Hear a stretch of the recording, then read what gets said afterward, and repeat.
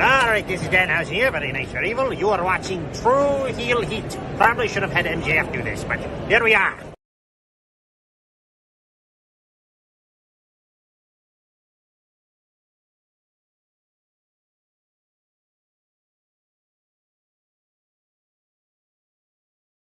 All right, hello, Tru Heel Heat. I'm the AEW World Champion MJF. Just in case you're deaf, dumb, blind, stupid, or since you listen to this podcast, or you're listening to Tru Heel Heat, and I apologize for that.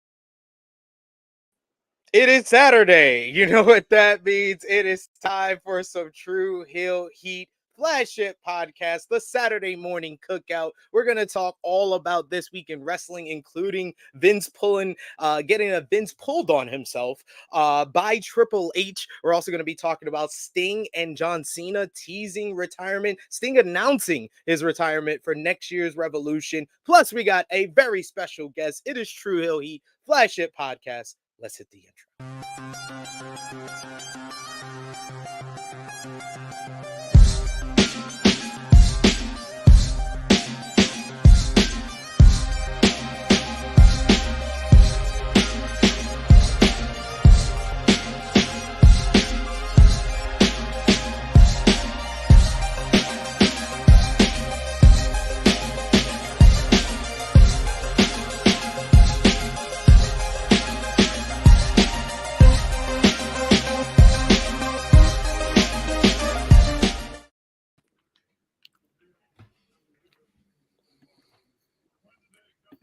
Hello, hello, hello. It is me, your Tru Heel Phenom SP3. We are live on the Tru Heel Heat YouTube and Facebook for Tru Heel Heat 248 replacements and retirements, discussing the latest wrestling news, including the real reason behind Endeavor's Ari Emanuel ousting Vince McMahon in favor of Triple H for WWE Creative, Impact offering CM Punk a contract, recap of this week in wrestling with WWE, AEW, New Japan, ROH, Impact, plus our final predictions for Impact Bound for Glory later tonight. And of course, I am joined by the beautiful, the lovely, the princess of all the Tru Heels, Miss Krssi Luv. How you doing? Good morning, everybody. Hello. Happy Saturday. Wait, Phil got a job? Why? He got offered a contract. We don't know if he took the job yet. They'll learn like everybody else the hard way. Hard-headed. Just hard-headed. Hi, SP. Good morning. How you doing? Good morning, Krssi Luv. And we are joined by a very, very special guest this morning. Someone I've been wanting to get on here on the show for a very, very long time. He is the managing editor over at SEScoops, founder of Brass Ring. He's an author, a writer extraordinaire. He is Zack Heydorn. What's going on, good brother? What's up, guys? Thank you so much. Good morning. I am pumped to be here, and I wanted to be on with you guys for a long time. Super glad we were able to make this happen, and man, we got a heck of a lot to talk about. So I'm pumped to be here. Thank you. Yes. I've been wanting to have you on for a very long time. We've been talking about it for a few months now, but try my best with the intros to let everybody know everything you're doing. But you're a busy man, multifaceted, multi-talented. So the floor is yours. Please let the people know your own intro for everything you're doing in the wrestling media world and outside of it. Well, I appreciate that. Thank you very much. And yeah, look, guys, if you want to hear more of me, you can find me at SEScoops.com. I do a lot of writing there, features and news, and edit some really great work from a wonderful team of writers and contributors. It's SEScoops.com. We do a podcast every single Tuesday night, 9 Eastern, 8 Central. So second screen us with NXT if that's what you're watching. But yeah, that's our flagship SE Scoop show every single week. And then got my own little side shop with Brass Ring Media, myself and Tyler Sage. We kind of building a little pro wrestling world away from Twitter. That's kind of the vision behind it. Good. But we do we got a flagship show every single week, pretty much exactly like this one, where we just shoot the breeze about the news and we preview big shows. What's really fun about it is we've started a really cool Discord community, and if you become a Patreon, you have access to that as well as all the written and audio content that we put out every single week. So it's free podcasts, free newsletter articles. It's $4. That's it on Patreon. We'd certainly love to earn your business. We're only a month and a half in, and we will do our damnedest to make sure you get value for your $4. So we'd appreciate it. Give us a try. We'd certainly love that. So thank you. You can follow me on Twitter at Zack_Heydorn. Pretty simple. Go over, follow him, support the Patreon, support everything Zack is doing. Very talented brother. And I'm glad I got to meet him before we had him on the show in Chicago. So that's always great. Man, that was fun. I remember I was standing there with Mike, SE Scoops, the owner of the site, and we're shooting the breeze. And then, I see you walking out. I'm like, holy crap, I got to stop this guy. Got to stop him right away before, you never know if you'll cross paths again at an event like StarCast. So it was awesome to be able to, just do some work with you too. Like exactly. In there filming a media scrum, and there you are to my left, like doing your thing, man. It was really, really cool. Really cool. Yes, got to see you at work, so love seeing that, and love having you on the show, and love having all of y'all join us here on the flagship podcast, the Tru Heel Heat. We're here every single Saturday, 11:05 a.m. Eastern time. So remember to do the simplest thing possible. Drop a thumbs up on this video. Share this video with all your wrestling fans, friends, and family on all your favorite social media platforms. If you're new to the Tru Heel Heat YouTube channel, hit that subscribe button. Hit the bell to stay notified for all the great content here. And it happened, Krssi. After our last podcast, the following day, it happened. We hit 10,000 subscribers for the Tru Heel Heat YouTube channel. So thank you so much for everyone who supported us. Ridiculous. Shout out to the team. Yes. The team did it. The team and everyone who subscribed, definitely thank you all, because you guys are the reason that we continue to do this. And of course, thank you to the team and Krssi Luv, of course. Krssi Luv. And of course, if you're with us live, sound off in the live chat. You can hit the join button and become a member for which just $1 a month. We will definitely highlight your comments. But of course, you can send a super chat donation. We always appreciate those. Helps the channel grow, and we are sub-funded. So that's the only way we are able to contribute to the contributors that you see on screen. We got Negro Buck in the chat, Nikki Boy, who says, morning, everyone. He says, much love as always, Krssi and SP3. Welcome to the show. We also got JP from over at Love Wrestling. What's going on, brother? He's saying, morning, everyone. Hope you're well. We also got G Loke in the chat, who told Joe Pearl that he is loved in the hood of the Bronx. Krssi Luv yesterday. He told Joe Pearl, the Canadian Jew. He told him he is loved in the Bronx. So he said he's gonna frame that. He's gonna put that on his refrigerator. Yes, I did see the Challenge USA finale, and I am happy for Chris. Chris deserved to win after they tried to trash all over his Survivor win. It's over on CBS now. They got like a Challenge USA spinoff. Who won? So the Challenge USA, it takes like people from the MTV Challenge, people from Survivor, Big Brother, CBS properties, and put them all on one show. So it was Chris who won, I think, one of the recent Survivor series, but he's like the first Survivor winner to ever get eliminated and still win. So he's been like trashed on by the Survivor community, and he came on the challenge and he was like kind of just bullied. He was thrown into like 4 eliminations. He eliminated Wes, which surprised everyone.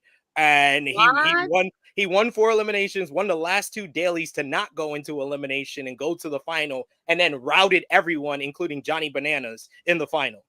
Oh, wow. Including Bananas. My goodness gracious. Okay. Yeah, like Corey, who came in second, was like, I never saw Chris. It was like I never saw him during the final. He was he was gone.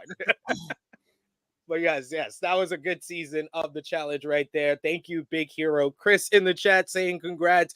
Negro Buck saying congrats again on 10K, guys. The growth of this channel has been an honor and a privilege to watch. Thank you so much, Negro Buck, one of our #1 supporters. You're a part of the channel pretty much. Right.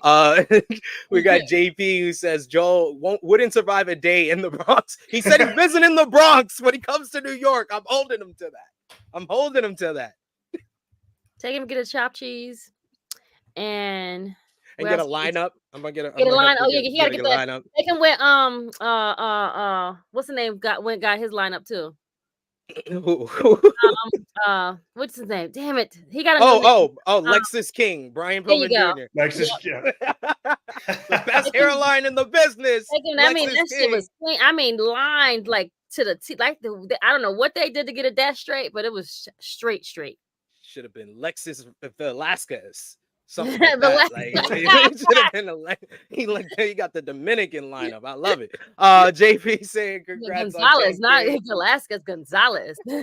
Gonzalez. There you go. Gonzalez is the better one.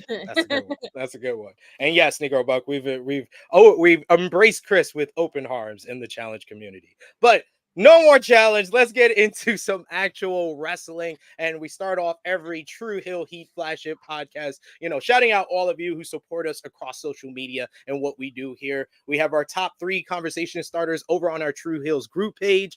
Dalton Charles coming in at number 3, Patrick Yogo, number 1, Stewie Palmer. Thank you so much for supporting us over there. And our Patreon backers, Vala B, Alan Weinstein, Nick Jackson, Alex, Professor Chris, Austin K, Robert Steve, 5th Generation Carney, Ladarius, John, aka WrestleScopes, Dan, Kobe, Dolores, Queen Monet, John Martin, DJ Eric, Marcus Ryan, James, Allen, Santo, Christopher, and Victoria Kidd. Thank you so much supporting us at patreon.com/Tru Heel Heat. $3 a month. You get the roll call. And of course, you get the Tru Heel Heat prediction championship, which Krssi Luv, who's back at number 1.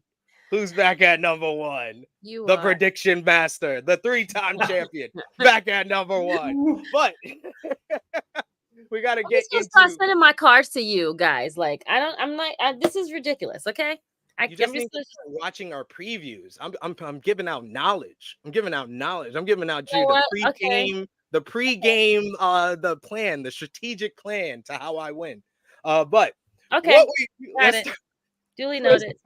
Let's start what we missed with last night. We had WWE SmackDown. The show featured Io Sky versus Charlotte Flair in the main event, and it was an absolute great matchup between these two women, getting plenty of time. Io retaining the title due to a little bit of chicanery and some interference from Damage Control as Charlotte went headfirst into the title belt on a spear. Io retained. Damage Control jumped Charlotte after the matchup, leading to Bianca Belair making her return after 2 months. And boy, oh boy, that's 2 months away. And Charlotte Flair's stale character who refuses to take bumps, it seems like sometimes she refuses to take bumps. And in this matchup, there was particular times where I was like, just take 1 bump, damn it. But Bianca Belair felt like a breath of fresh air on this show. You also had more bloodline stuff as Paul Heyman kicked off the show, only to be interrupted by LA Knight to have a promo exchange telling him to send a warning to Roman Reigns as they are officially set for the main event of Crown Jewel for the WWE Undisputed Universal Championship.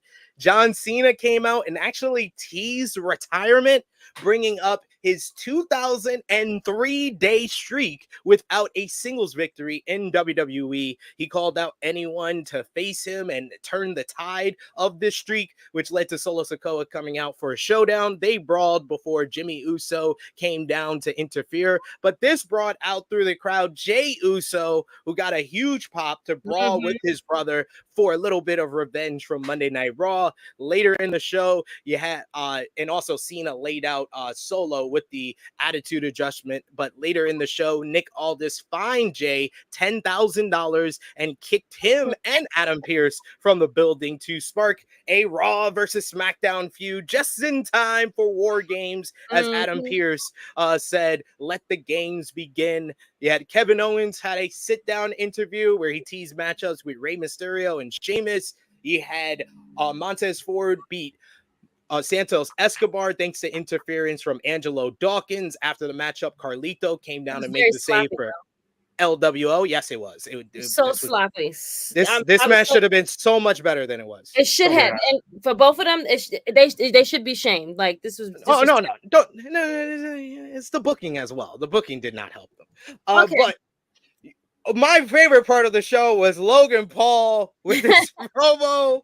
His promo talking all this crap and relating Dylan Dananis, the MMA fighter he beat in the boxing fight in England, to the deadbeat dad that is Rey Mysterio, and challenging him for the U.S. Championship. That match was made official for Crown Jewel. Loved Logan Paul's delivery of saying "C" to Rey Mysterio when he says, "You want the U.S. Championship," and he said, "C." Great stuff. What did you think about this episode of SmackDown, which seems to kind of follow the theme from last week, which was a lot of, I felt like SmackDown was like the coming attraction edition of SmackDown last week, where they were teasing stuff for Crown Jewel, Survivor Series, WrestleMania. This week, it was more building to Crown Jewel. What did you think, Zach? I thought it was a really good show. I thought it was a really entertaining show, number one, but also effective in terms of building all the stuff. You look at what they did on the show, top to bottom. I mean, you had developments for every single big SmackDown program that's going to go down at Crown Jewel. And it all was really strong stuff. I thought LA Knight in particular with Paul Heyman looked really good. I mean, it's one thing, I think, to be the up and coming guy and you have all this momentum behind you. And then, we've seen it a million times when that person gets put in the big spot, they fade, or they're not as bright or as big as you may have thought, or as they may have thought. But man, LA Knight looked the part. I mean, he looked like he belonged in there, in that space with the main eventers. So that was really good. Logan Paul, man, I mean, I don't know. I feel like it's a polarizing opinion at times because he's Logan Paul, but dude, good pro wrestlers can come from anywhere. Historically, they have come from all different walks of life, and Logan Paul is really good at what he does. I mean, he is. I'm getting the eye rolls. See, he is. Krssi Luv is a known Logan Paul hater. I know lots of people are, and I'm not saying I like the guy. I'm just saying you put him in the ring with a microphone and you let him do some work, cut a promo. I mean, it works like it's supposed to as a heel in the ring. So that's my take. Thumbs up show. Krssi, go ahead. I don't. You take it away. You throw it right back. Give us your thoughts on Logan Paul, Krssi. Okay, Logan Paul does great when he's in ring. I have to give him that credit. I do give him that credit. However, for me, it's just those people that come in, the outsiders that come in, and then they feel like they can just get all of the shine when there's people that's been sitting and catering for so many months, and they don't give them any shine because, and that's my problem when it comes to people like that. You understand what I'm saying? It's just you have these stars, they have all these followers on social media. We are in the social media world now. This is what we live in. These things is what makes things pop. These what makes people watch. So yes, I get all of that. It's all a money standpoint of view. It's all entertainment. When he does get in the ring, he does do what he's supposed to do. He understands his assignment. I can give him that credit, but he's still an asshole and he still gets on my fucking nerves. There's no question about that. Total asshole. Total asshole. But yes, yesterday, I was very shocked and surprised that, little Batman came out and he was he stood toe to toe with him and he was very good with him. He did Why very, did you call Rey Mysterio Little Batman? Little Bro, just because you have you can't call him Louis V Batman. He came out with the Louis V sweater. Let me great. Go Let ahead, me Ray. finish my story. Let me finish. I was he came out with the Louis Vuitton. I'm like, yo, where did this dude think he's going? He could barely get in the fucking ring with the leather pants on. I'm like, yo, where is Batman even fucking going? Whoever made the mask, I mean, bravo. That shit is fucking fire. Don't get me wrong. But little Batman, I'm ready to see what they can do. I mean, but didn't they fight? But no, they did attack, like Michael Cole said. To be fair, You never beat me. We were in a tag match and you had a partner. So you really didn't beat me, but now you're going to beat me in Crown Jewel and you're going to win. So there we go. We're going to fast forward. I mean, it's so predictable. This card is like so fucking predictable, guys. Come on. Yeah, I think I definitely think you're right about that. I think you're looking at Logan Paul as the new United States champion for better or worse. Right. When they could have been. That's going to ruffle some feathers. This works perfect with my booking, though, guys. You know, you're booking it. My booking. I booked this. I booked this way in advance. Once it seemed that like LA Knight was gonna verse Roman Reigns, I was like, what's WWE gonna do? They're gonna have LA Knight lose Roman Reigns, and then he'll eventually beat somebody for the U.S. title. And this is perfect. It's Logan Paul. That's gonna give him a huge matchup at WrestleMania. I think that's the WrestleMania matchup that they're going towards. They're going. So wait, so we have to wait for Logan. Wait, hold on, stop. We have to have Logan Paul with this belt till Mania, till April. Yep. I think we do. God. Yep. Okay. Because what was Ray gonna do with the title? Have another match with Dom or face Santos Escobar again? Like there was nothing for Ray to do. He's the perfect person for Logan Paul to beat, who has a lot of credibility, a former world champion, a Hall of Famer. And Ray can have both those matches. Even if you want to do another Dom match, you can do it. If you want to do Santos, you can do it. Neither one of those really need the U.S. title. No, they don't. They don't. They really don't. Yeah. You're right. We got Big Hero Chris calling him Drip Man. We got to call. No, he was drippy. He was real. I mean, no, down to the sneakers though. Like he from head to toe. I was like, he must have knew what he was wearing. He must have had this picked out from like last week. Like, yo, this is what I'm putting on. This was in the fit. He didn't go and buy that like yesterday. Like this was like in his like he had this already like ready. And he was like, it kind of like weird for that kind of like get up for like a random SmackDown, right? Right. Like he didn't even have a match. Like he wasn't even like wrestling a match. Bro, I'm like, yo, like where's you go? Like you must be going to hit the town afterwards. Like, yo, you went like like that outfit is like a main show attire. And we going to see the people. Like you're going to see sign. You're going to sign. You're going. This drip is like this fit is like it's like it's nothing else like that. Like I was like, damn, Ray, like. Yo, you at least got at least $4,000 of merch on your body alone, son. So I gotta up my game on my Batman Halloween costume now. Right, exactly. Get the Louis V squad. That's gonna be an expensive costume for that Batman costume. You don't even need a cape. I wanted to ask y'all about the main event with Bianca returning, and it seems to me they're still teasing also for WrestleMania, Bianca and Charlotte. Do you think that we'll get that match, and how do we? Because I think that one of them has to beat Io for this championship between now and then. What do you think, Zach? Yeah, I think we're angling like we're on a path to that match, and I would venture to guess that Charlotte is going to beat Io at some point. Like I kind of like eventually. I kind of like threw up a little bit. It's trying to say that out loud because it's like another like title.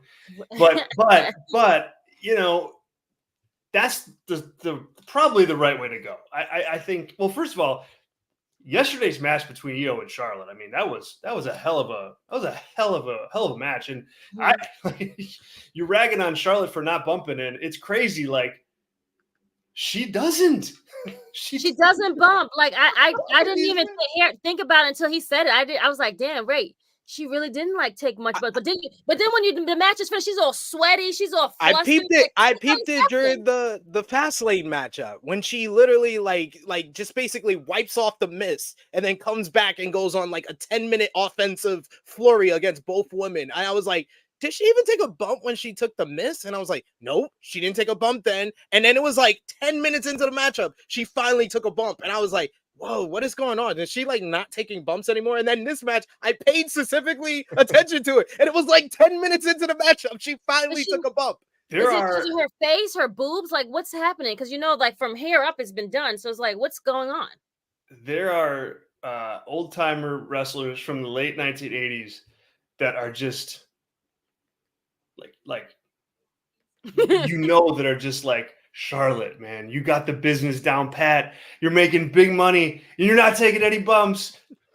Bow down. Exactly. They're like bow down. You know that's what they're thinking. But to get back to my point, I think that's the match. I think depending on how fast Jade Cargill comes along, you could be seeing her involved in that in some capacity, but it depends on just how she develops and what they want to do with her.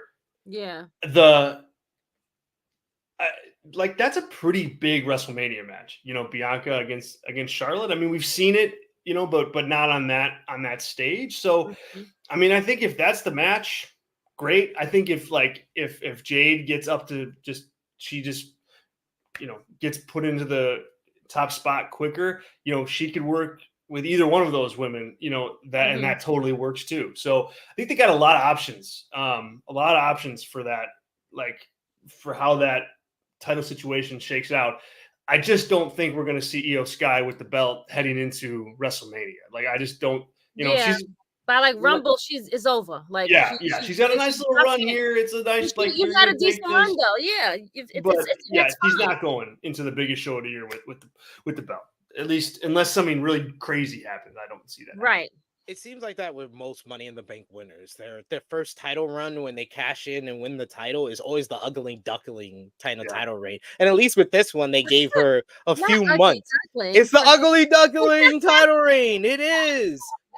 Right, Brian Danielson, there's numerous ones. Like, it's just an ugly duckling championship. CM Punk, like RVD, that's because of weed though. But anyway, like that's not even a real that's not even fair.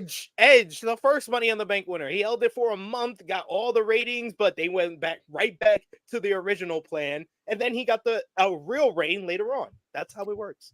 Okay, friend.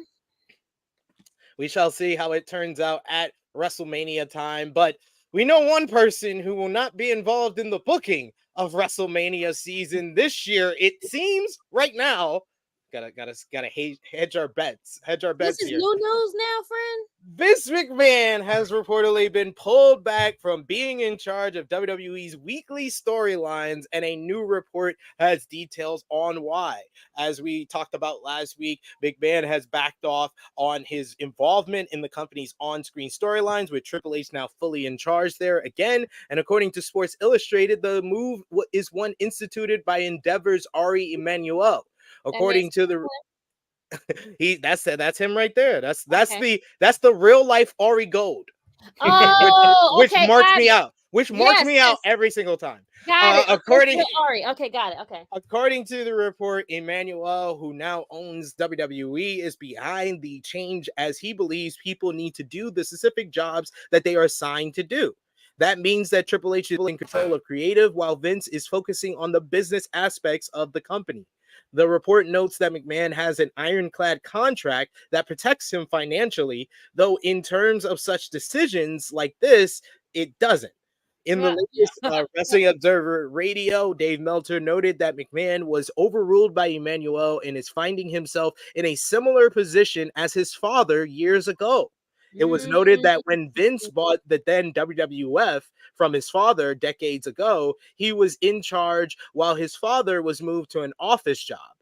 Meltzer said that McMahon's power in the company has been limited and marginalized, and after the merger with UFC, it is completely very, very little, if any. Meltzer said McMahon was the guy making all the decisions, and now Vince was in fact overruled, even though when he merged the company, he was told this would not happen. It did happen. It's a really interesting thing, and that statement when Ari Emanuel was talking about the reasons the stock is down, and he mentioned Vince's name, it is very interesting. I think what is going to happen, I think that's what's going to happen, but Vince's power clearly is marginalized, and there's no way around that. Fightful Select reports that sources in the company that the recent changes, stars returning to TV, signed wrestlers making their debut, longer matches, and more of a focus on the women's division, and among other things, are expected to continue under Triple H. The report notes that the adjustments under Triple H seem to happen overnight, and that while McMahon didn't interact directly with creative, he made his influence felt, including who would and would not appear on the show in particular. One source noted that the matches that have been on the show in the last few weeks, such as Ivar versus Kofi Kingston, Ricochet versus Shinsuke Nakamura, and Gunther versus Bronson Reed, have been very important in establishing Raw's in-ring aspect. The adjustments are perceived to have freshened up things and relaxed the process, with Raw having a far more open roster to use. While McMahon wasn't in person at the show making changes, he would make them remotely, and the changes would often happen throughout the weekend as he learned about the creative plans and made adjustments, including which talent he did or did not want on the show. One writer was quoted as saying, "Well, I guess he wasn't lying when he said he wasn't in the weeds, but in a way he just sprayed round up the weeds and checked in on them every so often." The Wrestling Observer newsletter has more details on the backstage reaction to the recent events, and the general reaction is that the change is a good thing. Before the merger and McMahon's medical leave, he made changes to WWE TV and especially Raw on a regular basis. While sometimes the changes were positive, they ultimately got in the way of the long-term creative vision. Many of the talent seemed to be loyal to Triple H and thought things were better when Vince wasn't involved. While business started improving while Vince was in charge, things improved drastically when he was absent last year. Some people feel that Vince might have got played by Emmanuel, who said that Vince would be in charge of WWE. However, he does not handle creative, and his stock is valued around the same as it was before the merger. A source noted that Emmanuel has a vision on how to use the worldwide notoriety of McMahon, but that does not include Vince micromanaging weekly television. It is basically the Joe Pesci scene where they say he's going to be a made man. He gets a nice suit. He walks in the door. Yeah, he goes, his mom give him a And nice then dinner. right in the back of the head. Right in the back of the head. Yo, Vince got the okie doke pulled on him. Zach, I'm still trying to absorb it. This news came out a few days ago, but I'm still trying to absorb the fact that the ultimate negotiator, the ultimate businessman in wrestling history Oh God, got yeah. got okie doke by an even better businessman. I am in disbelief.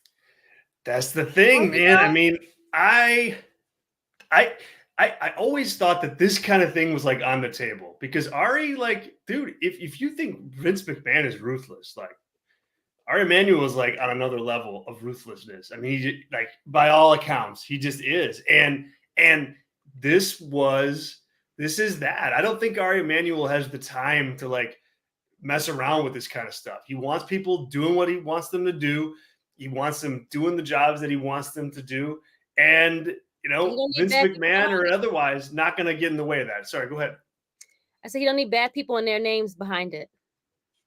Well, and the thing is, it's it's it's to him it's business, but I think totally you when you think about how this played out and that first, you think back to April, right? At the day after WrestleMania, the two of them are, just good friends, next to each other on all the shows. And we need Vince to be involved. We need this. And it's that's great until you don't. And I think what happened was, Ari got the company. He now was able to merge that with UFC to get the bigger company. And Vince is still there. But yeah, Vince got Vinced. I mean, I don't think Vince McMahon is going to tell the story that way in his biography, but that's what happened. That's what happened. And look, here's the thing. The bottom line is, I think Ari Emanuel is not somebody that I want to go get a beer with, but I think he's a ruthless businessman. And I think he probably talked to lots of people in WWE. Who's the guy that should be running the show? Who's the guy that should be running the ship? Who do you guys trust the most? Yeah, who should do this? And I don't even think he did it. I think he had other people do it for him. Or that. Yeah, right. Or that. But the bottom line is it's a smoother operation without Vince in it. At this point, Vince ran the show. He did his thing. He had a long run at the top. He's the most successful wrestling promoter of all time, bar none. But everybody has their shelf life, and I think creatively he hit his a long time ago. So this is a this is a good thing, whether he wants to admit it or not. I mean, it's obvious. You still win regardless, sir. Like, even if you are not there, you still win because you brought this company from under the wolves from your dad. So it's kind of like karma being played, just years later. But with that being said, sir, enjoy retirement. Have as many bitches that you need with you. You can have any girls you want. You don't need this. You don't need to go to work. The thing, it's like, oh, sorry, here's $3 billion. Right. Like, what was you? Like, oh my God. Like, it's so, like, I feel so bad. I don't feel fucking bad for that man at all. No, you still won. You still rich. You still got mad money. You probably in damn Caribbean is all I fucking know. Like, in your vacation home. He was still stuck in his own ways, and he thought that he still thought he was the smartest person in the room. Yep, and he muscled his way back into the company, and he's like, under the guise of, I'm gonna sell it to the best person possible, and he sold it to one of his friends, thinking that his friend would keep him in charge, but his friend is a great businessman, and he looked at the whole situation, and I think the timing of all of this is very telling, because I really feel whether it felt like it was a big thing at the time or not. I think the timing of all of this very ironically came after the whole Tegan Nox gets pulled from Raw situation.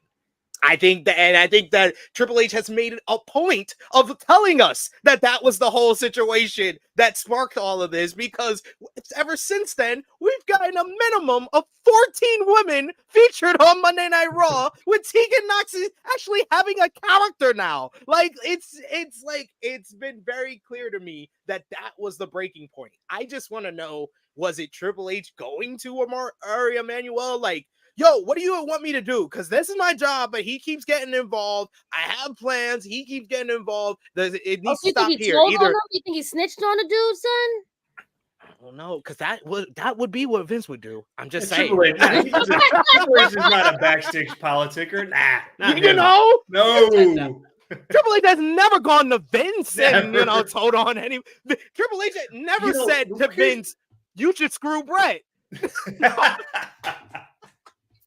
The thing is, like, what I find it's like Ari Emanuel is like playing like some game up here, because he talks so great about Vince McMahon. Oh, we're gonna take advantage of his worldwide notoriety. It's like, dude. And let me put my other friend Dana in. What does that even mean? I mean, come on. Like, that doesn't. I don't know that he has worldwide notoriety in a good way. Like, no. Right? Like, I don't, like, how are you going to take advantage of his worldwide notoriety? How is this going to happen? That is corporate lingo for, we're just going to put him over here and not talk about him. That's what it is. He's the figurehead. That's all he is. Yeah. He's just a figurehead. He's one of the test players that had to get off. Like, you had to get off. You had to get off the board. That's it. If he was actually in charge of the money at this point, he would be for all intents purposes, he would be Ted Turner.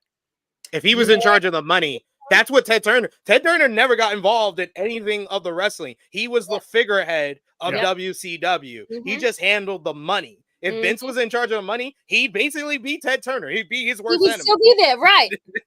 But he just couldn't he couldn't help himself. He just had to be.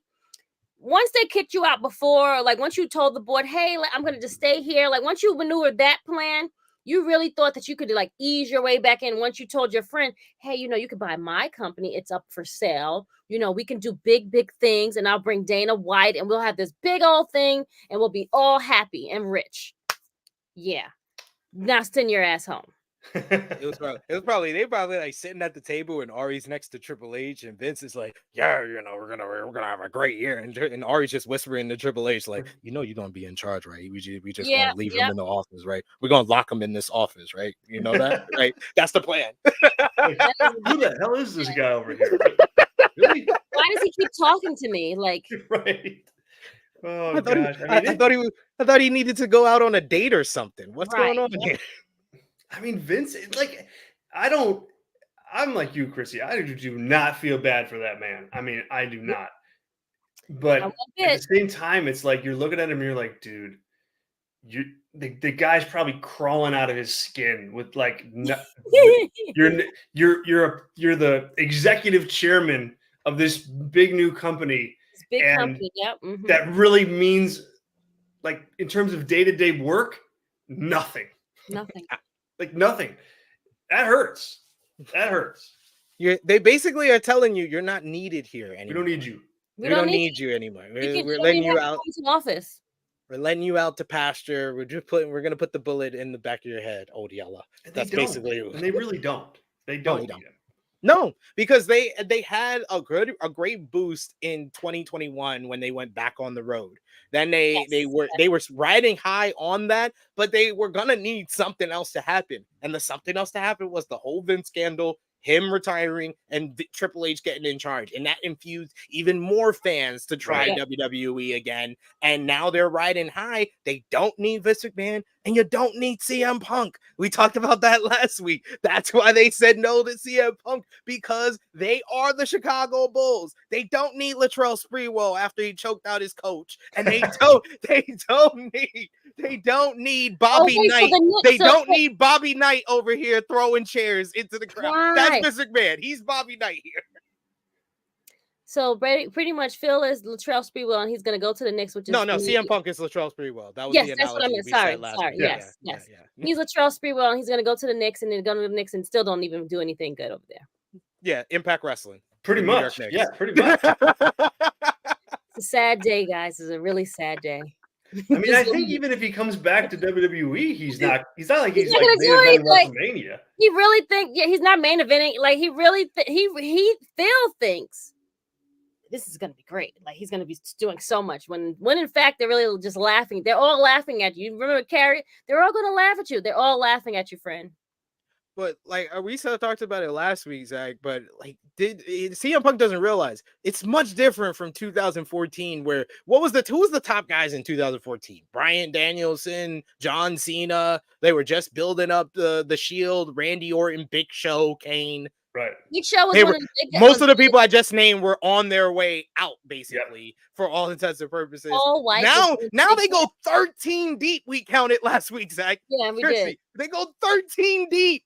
John Cena, LA Knight, Seth Rollins, Cody Rhodes, Jey Uso, Kevin Owens, Sami Zayn, all of the Bloodline, all of the Judgment Day. Like that's 13. That's 13 something people. How do you expect to now him come in and either he's leapfrogging these guys or he's leapfrogging the underneath guys that are not considered main eventers? And I'm talking about the Gunthers of the world and people like that.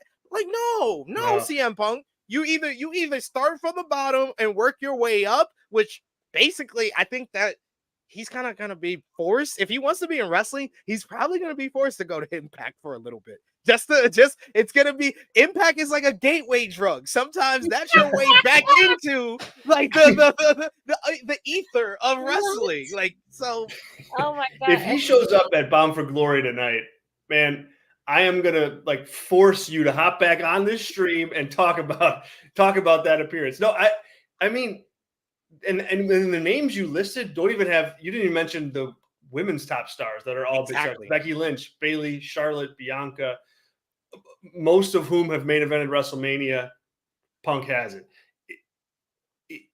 He's not going to be able to like play his games like he did in AEW. In that WWE environment, not a chance, not a chance. And if he does, I think he'd get chewed up and spit out like pretty damn quick. I was about to say the women would spit him out first before they even get to the men. Yeah, hell yeah. But you know, Punk, he will ingrate himself with the women. He did that in AEW. He would do that in WWE. Yeah, because the guys are the ones that don't want him here. Like we heard that in the report, and then why like a week later it was WWE says no. I think it was the top stars said no, and then WWE said no. I think they talked to the Roman, they talked to the Seths, they talked to the Codys, and they were like, well, he's the top guy. We want to bring him in. Do you want to work with him? And yeah, Cody's best friends with the Young Bucks. He says best friends with the Young Bucks. I don't know if he has a good reputation with CM Punk, but There is a lot to discuss as far as the whole creative, so we'll talk more about that throughout the show. But I know, Zach, you're on limited time here. We need to get you back on for more. Love talking Yes. all the wrestling with you, good brother. But the floor is yours. Let the people know where they can follow you, good sir. Guys, thank you so much. There's not a better way to spend a Saturday morning. Appreciate you guys for having me on. Thanks to all the listeners. Thanks to all the people in the comments. Appreciate it. Appreciate it. Appreciate it.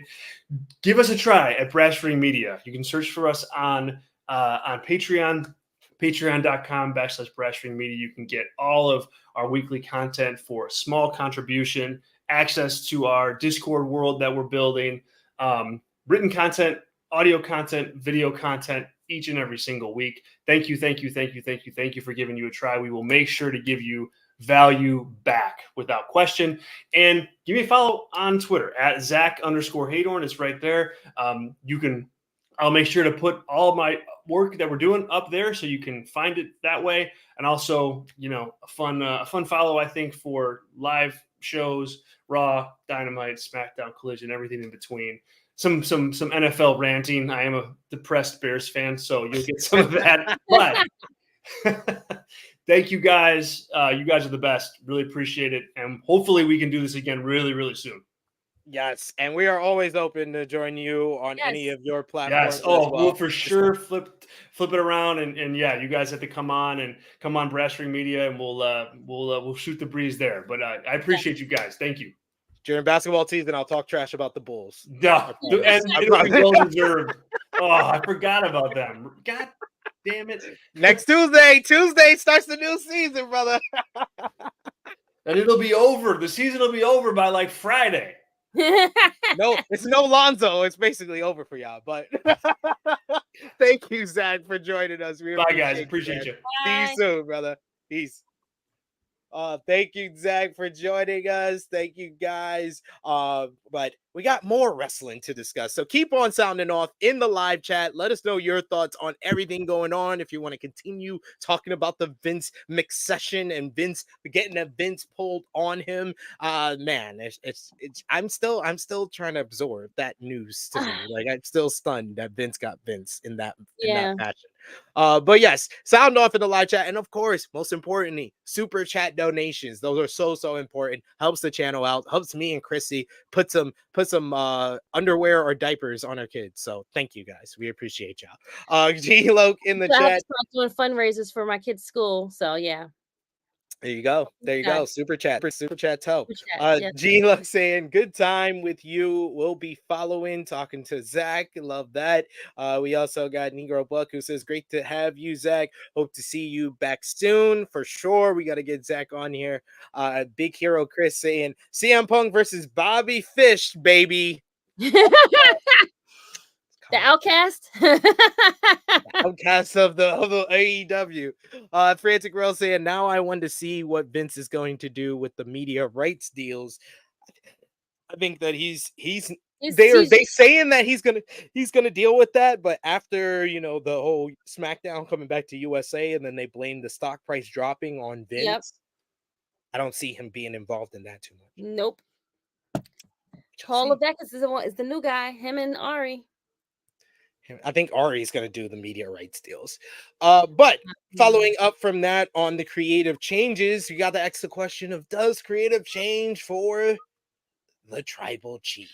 Fightful Select has a backstage update on the creative process for Roman Reigns in WWE in light of the recent changes with Triple H being put solely back in control of WWE's creative side, while Vince McMahon is said to be backing off, quote unquote, while things may have changed somewhat with WWE. Fightful reports that the creative process for Reigns in WWE has mostly stayed the same. According to the report, Roman Reigns and Paul Heyman heavily contribute to their work that's shown on air, and that's largely how it has worked for material, regardless of McMahon having any creative say in the product.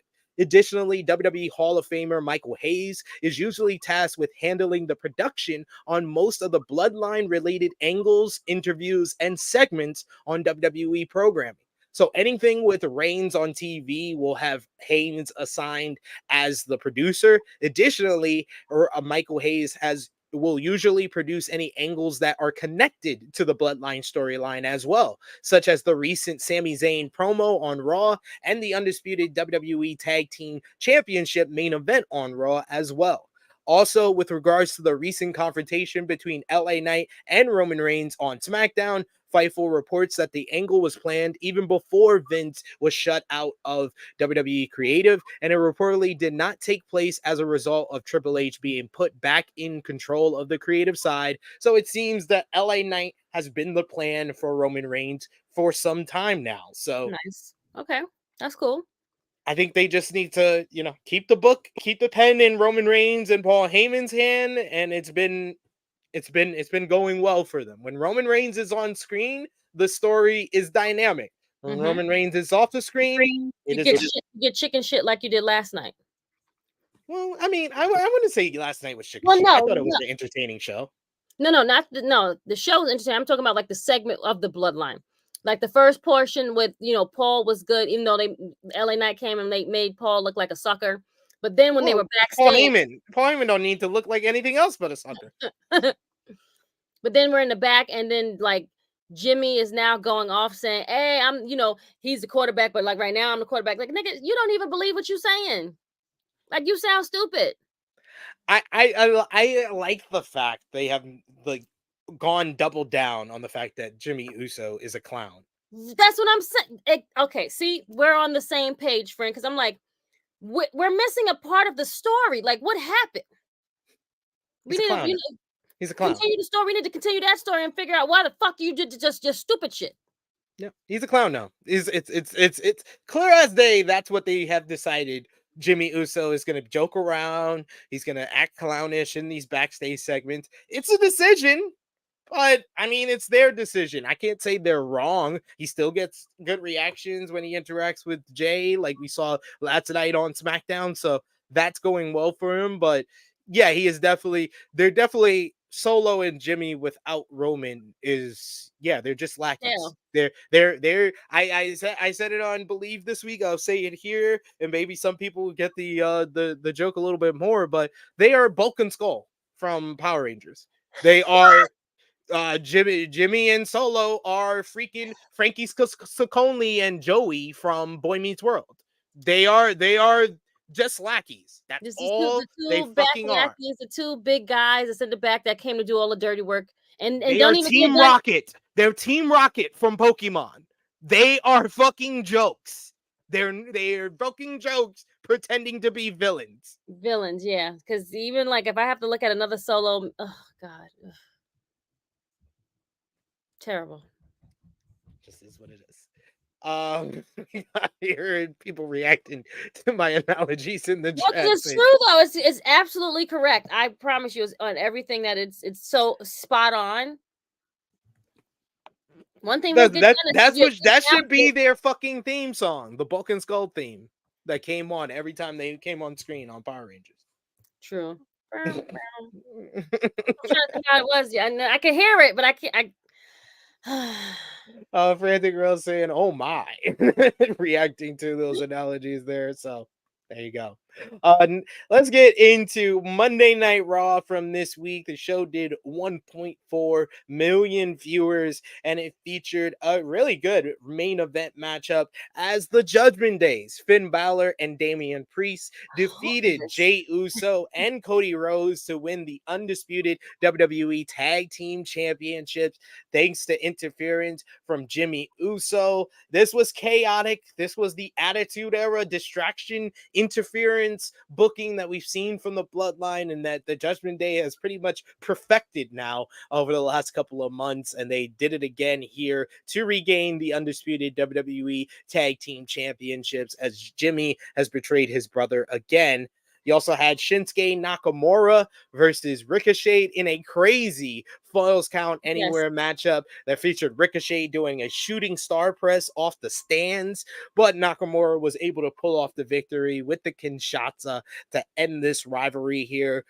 Speaking of Shinsuke's former rivals, Seth Rollins and Drew McIntyre had a compelling promo segment where Drew explained his new attitude and why he still holds a grudge against Jey Uso, Meanwhile, Seth Rollins told Drew to get over the bloodline costing him last year. This was a good Yeah. segment because I Mm. related to both guys, and both guys were Yes. right. So I was like, Yes. okay, this They works. both have points. They both have good points. So I agree. Will we see a change of titles finally? Maybe at Crown Feels Jewel. like the first time Seth has a world title program since he became world champion 6 months ago. Sami Zayn kicked off the show explaining his conflicted feelings with the Jey Uso trade leading to Kevin Owens moving to SmackDown. The Judgment Day interrupted and went to attack until Jey Uso made the save. We had an intense confrontation between Sami and Jey backstage before cooler heads prevailed. But this also led into later in the show where Drew McIntyre got into another great confrontation with Sami to set up a match with him next week, bringing up how Sami shouldn't forgive Jey and how Sami says Seth was right that Drew needs to get over it.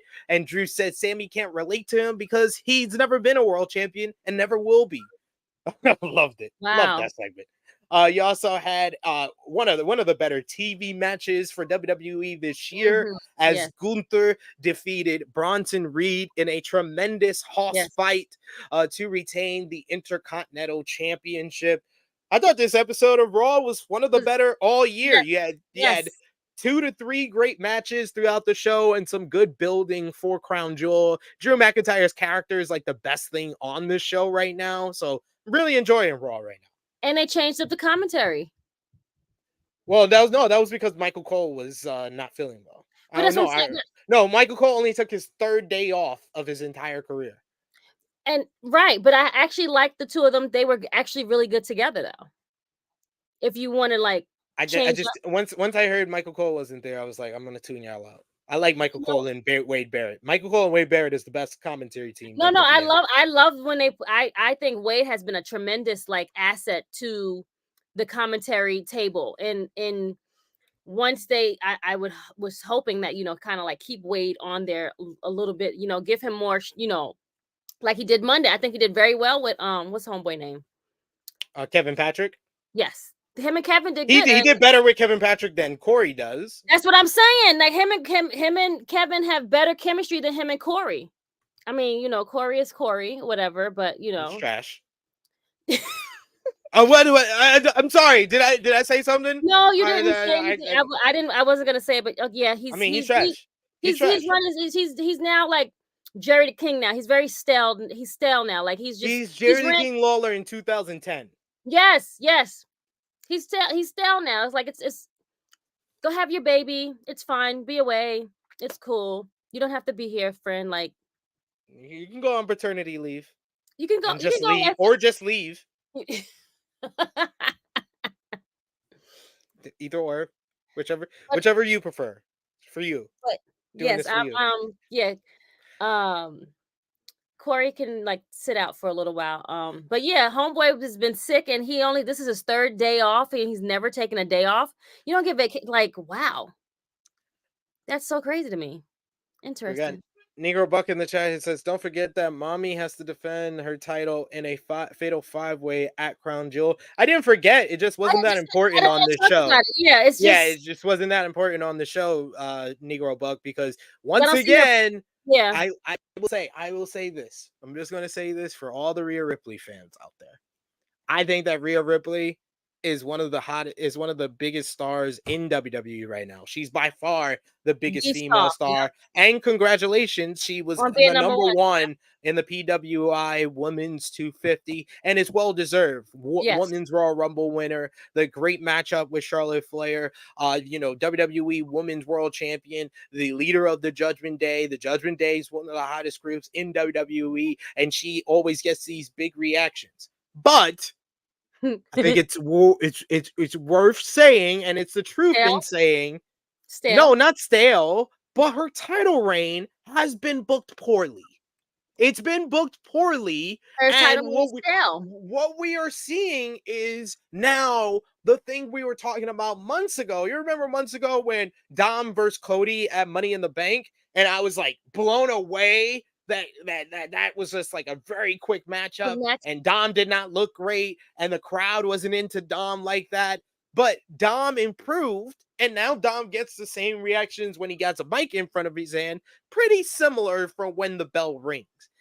It seems like with Rhea Ripley, it's like that rubbed off on her, and she gets these big reactions when she comes out for a promo or comes out to talk or comes out in general for a matchup. But once the bell rings, the two matches with Raquel and this last match with Shayna, these crowds have been fucking silent for probably the number 2 or number 3 biggest star in this company. When you're right, friend. I have nothing else to say. Got Josh in the chat who says her reign has been mid. We also got Negro Buck, who is a #1 Rhea Ripley fan. He says, SB, you and I have been in the same boat regarding her reign and lack of feuds. So yeah. It's like, let's put 5 girls all together. Like, what? Like, that is like, I can do when it's clear as day, they just want to see Rhea versus Nia. Clear as day. Like, what are we doing? Like Shayna is not over right now, unfortunately, because of y'all. Zoe's not over, even though she's been working really hard, and Raquel's not over because you don't give her a personality. Besides, I have a big back. No, it's not a big back. It's a wide, manly back. That's what it is. Sorry, I'm just like. Because you don't know who she is. Like, that's like Candice LeRae. You don't know who the character is. Like, what is she? What do you do? Like, besides going, you flex it and you go out with Braun Strowman. That's it. I know nothing else about you, sis. And that you're like, you're from Texas. You like to flex your back like this. Like, it's like tits out and flex the back.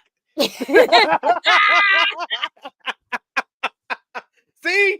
WWE missed out on a great opportunity. They could have stole that gimmick before Tony. Yep. They could have. It's just right. We don't know. And poor Shane. I feel really bad for Shayna Baszler. That's who I feel bad for, because my God, she was like one of the hottest like women for you guys to have, one of the biggest heels, and you go and you make her like terrible. Like, no one even gives a shit about Shayna Baszler anymore. Like, no one cares, and it's so sad. So sad. It is. We got Josh in the chat who says it's not only the lack of feuds, it's that fans don't care once the bell rings. I just think that they have no inclination to think that she's gonna lose, so they don't care. They just don't care when the bell rings. So it is what it is. We got Aubrey in the chat who says, I'm very worried about LA Knight momentum when he evidently loses to Roman. What are they going to do after? I have John Cena turn heel on LA Knight. I think that's a horrible idea. Yeah.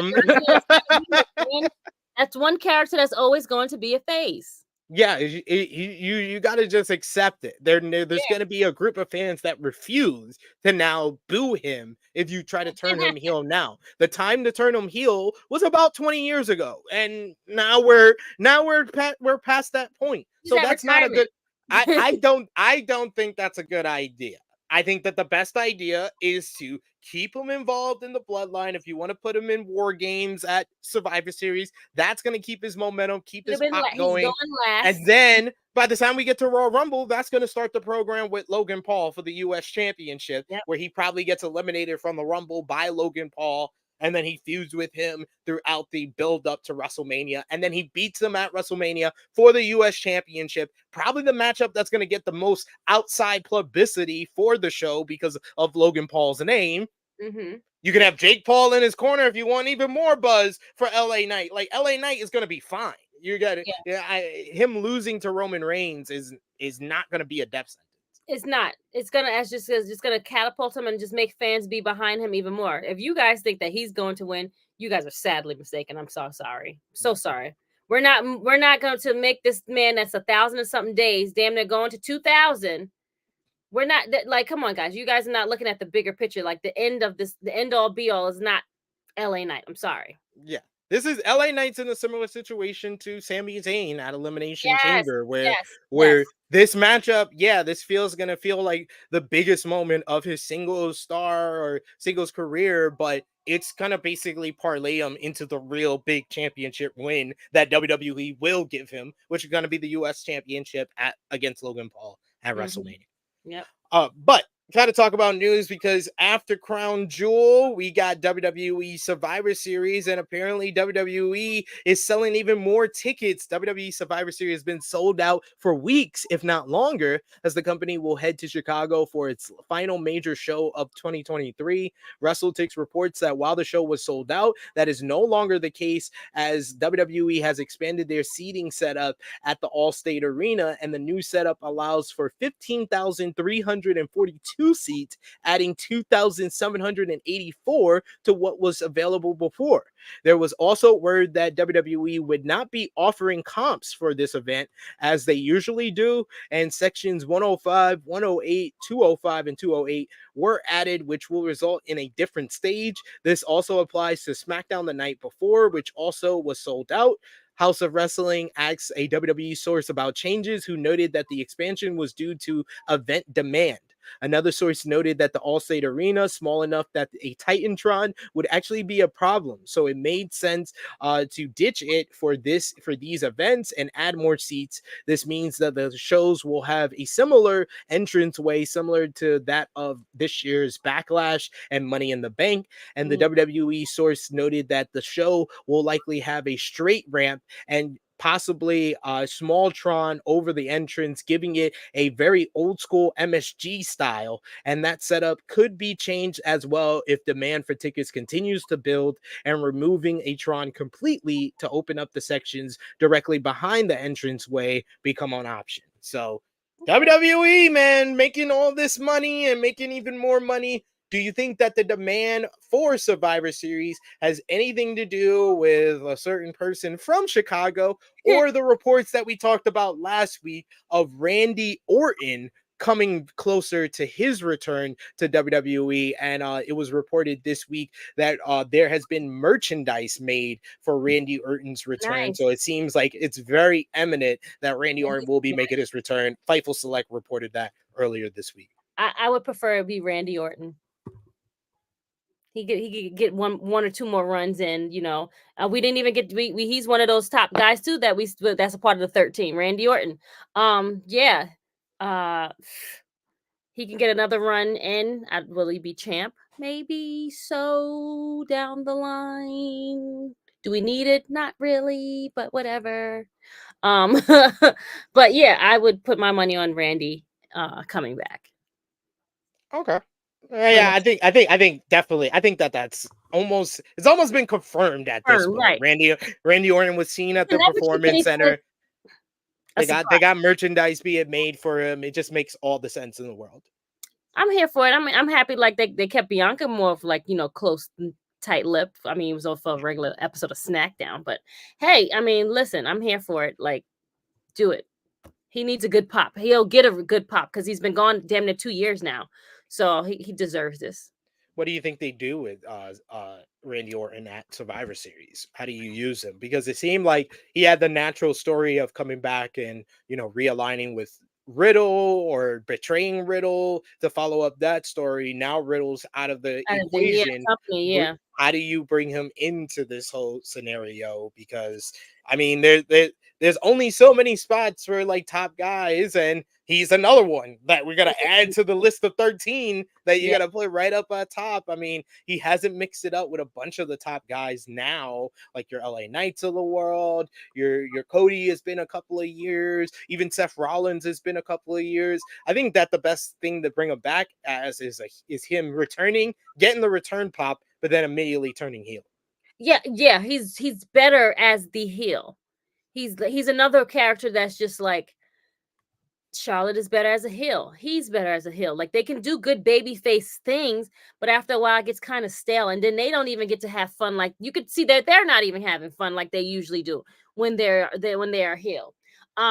So yeah, I would definitely like make him come back, get the pops, and then like a month later, take that audible and like change it and make him like fuck up Cody Rhodes or something like that. Like, make him like get into the way of Cody, because Cody. Finishing the story. There we go. See, once Cody wins, like, no, sir, you forget that I'm here, and I was here before you even. I was here and did everything before you. While you were going away, doing all your accolades and doing everything. Like, the story can be told that way. Like, listen, sir, we were friends at one point, yes, but do keep in mind that I did everything here. I didn't have to leave and run away. So you can use that story as like, I didn't have to run away. I didn't have to do these things. It can if you do it right, it can be done. Yeah, they definitely have to do Orton versus Cody program, and I definitely would prefer it after Cody wins the championship, because that feels like a big story. Okay.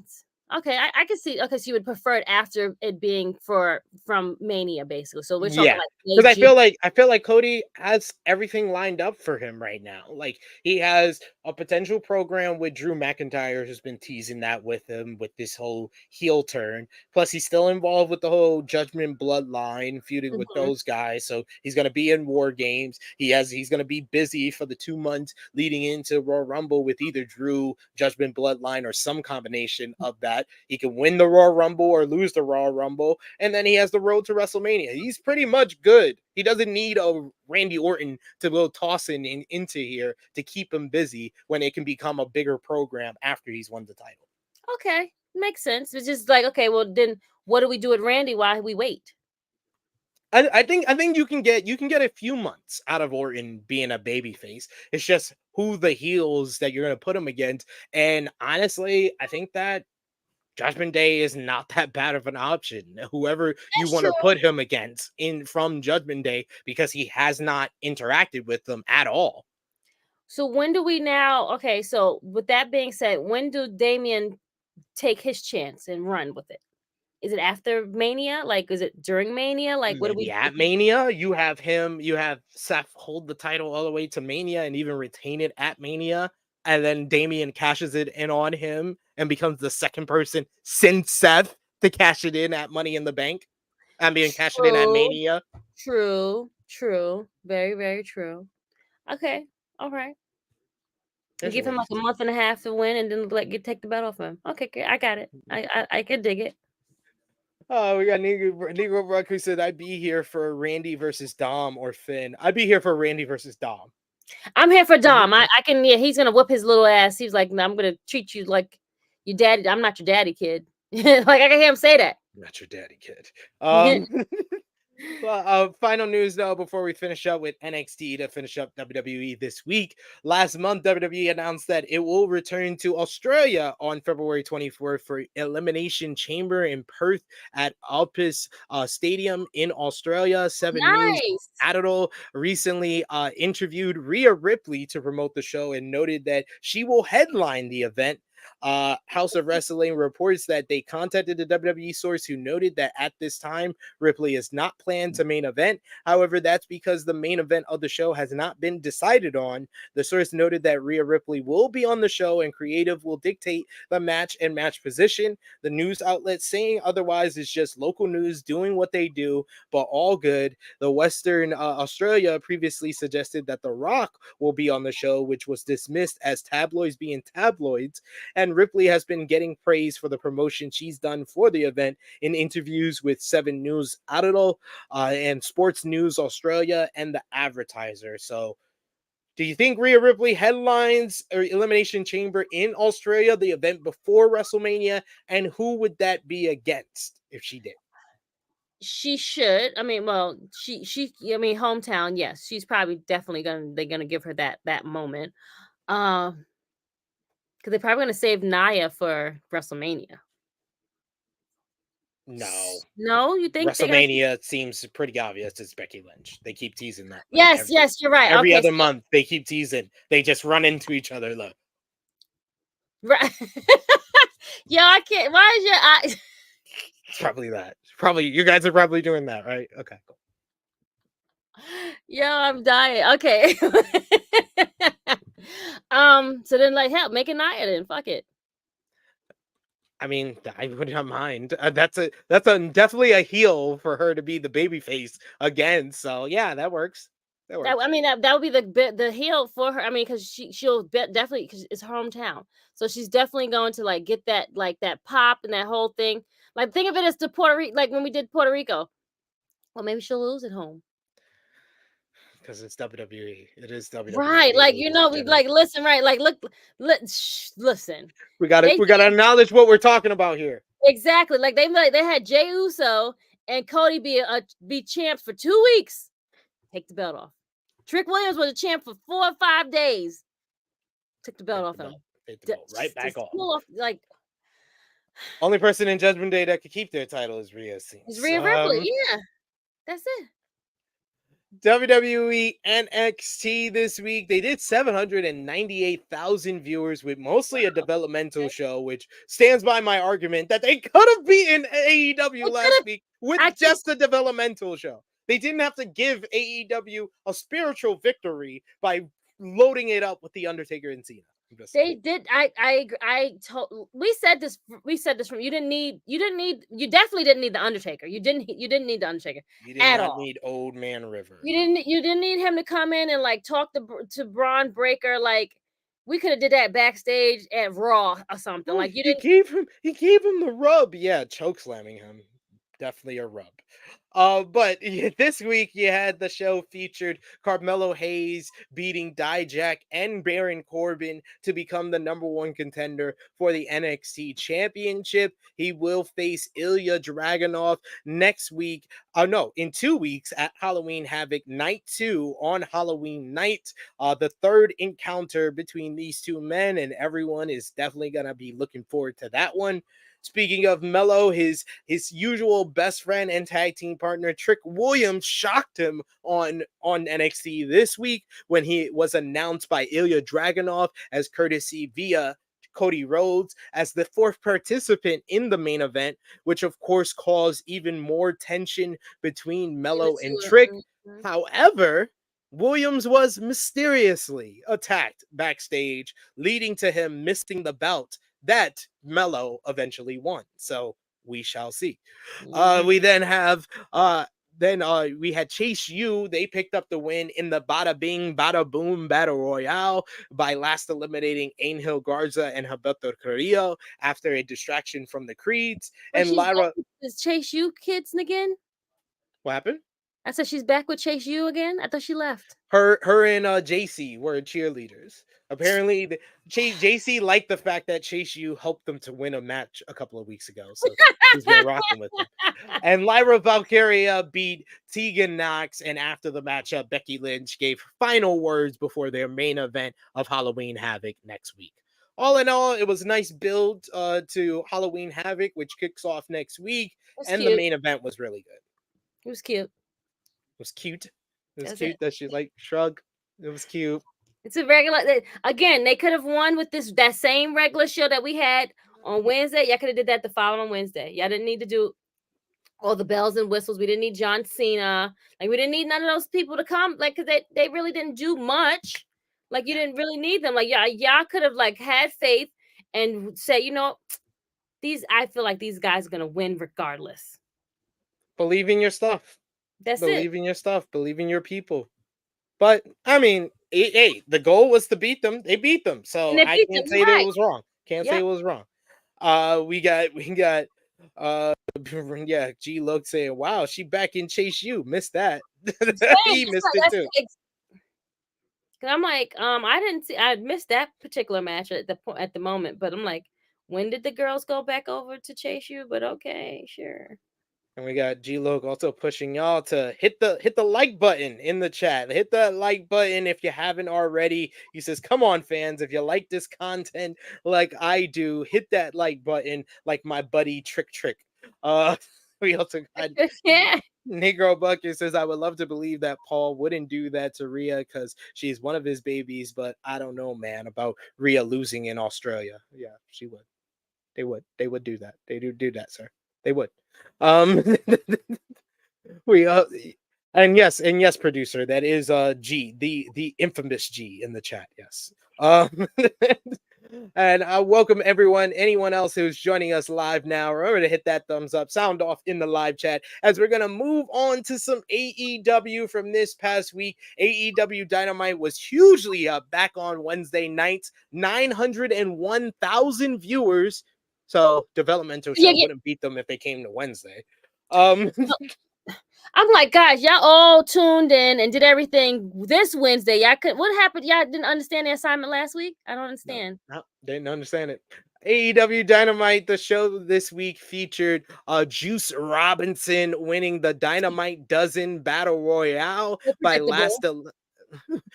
of course, by last eliminating Max Caster after he was distracted by MJF and Jay White brawling on the stage. And now Juice Robinson will move on to face MJF for the Dynamite Diamond Ring next Wednesday in Philadelphia. Speaking of MJF, he became the target of pretty much everyone on the show, such as Roderick Strong, who realized he has to be nice to the scumbag to get his friend Adam Cole back. And thankfully, the final segment from his home, because these segments went about 1 week too long. You also had Wardlow. Huh? I'm about to say, because how long are we going to still watch them being in the house? Like, it's like, go somewhere else now. Like, I understand he's in a wheelchair, but like, sheesh. They filmed all these segments in one day. They had to use them.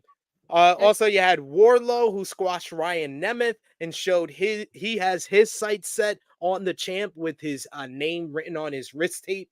And then finally, Kenny Omega went face to face with MJF for the first time on AEW Dynamite, which MJF shook his hand and then reminded him 13 days, bitch, because MJF is about to become the longest reigning AEW champion on October 31st. Speaking of Omega, he had a one-on-one matchup against Kyle Fletcher in an excellent bout. Those two guys tore it up in this one. Fletcher, probably his best match, his best singles match since coming to AEW. You also had Fletcher. He got into it earlier in the show with the Don Callis family after Don Callis once again attempted to blame him for the loss a couple of weeks back. And Don Callis basically teased him still having a shot at joining his family. But the highlight of that whole segment was Powerhouse Hobbs with his amazing origin story of how his big mama took him to see Chris Jericho, who disrespected his big mama and led to his demise last week. It's Powerhouse Hobbs' best promo. Go out of your way to see it because he said big mama on cable television. Yeah. Big mama took my 8-year-old self to see a wrestling show. And I want to see the mama, not grandma. Not grandma, not mama, big mama. Well, I don't know what that means. That means grandma in our community, friends. And then finally, Sting made an emotional speech announcing that he will have his final retirement matchup. He said his first match in AEW was at Revolution 2021, and his final match will be at Revolution 2024 next year. Yeah, I got emotional. I've never been this emotional for someone in their 60s calling it quits, but it's amazing of the fact that we got 3 years of Sting where he completely reinvented himself. And like I talked about it, I think on Believe this week or one of the other shows, or AE Ramble this week. Sting is someone that I just have a strong emotional connection to because Sting was the embodiment of wrestling for me, because I was introduced to wrestling of WWF by my grandma, because that would be on during the day. But my grandma also wanted me to open my eyes to like other wrestling. So she would also have on TBS at 6:05. And the first person I remember seeing in WCW was Sting. The blonde hair, the face paint. He was feuding, or when I remember my earliest memories, he was feuding with like Vader, and Vader was this monster, this villain, and you always wanted to root for Sting. He became a superhero. He was like the first superhero I really knew of in wrestling outside of like a Hulk Hogan or an Ultimate Warrior. It was really Sting, and Sting lot more believable because there was like And a other grittiness two, yeah. to a lot of their matches in NWA and WCW. And then I got to see, you know, the brunette Sting, and he had to deal with the horrible friend that was Lex Luger. And then he had to, then Lex Luger proved himself to be a horrible friend because once NWO came around and had a fake Sting, no one believed that Sting was right. I was like, that's obviously not Sting. I was like, that's obviously not him. Me at 8 years old, I was Kevin so Owens is Lex pissed Luger. off. I was so pissed off watching that because I was like, that's obviously not him. Why won't y'all believe him?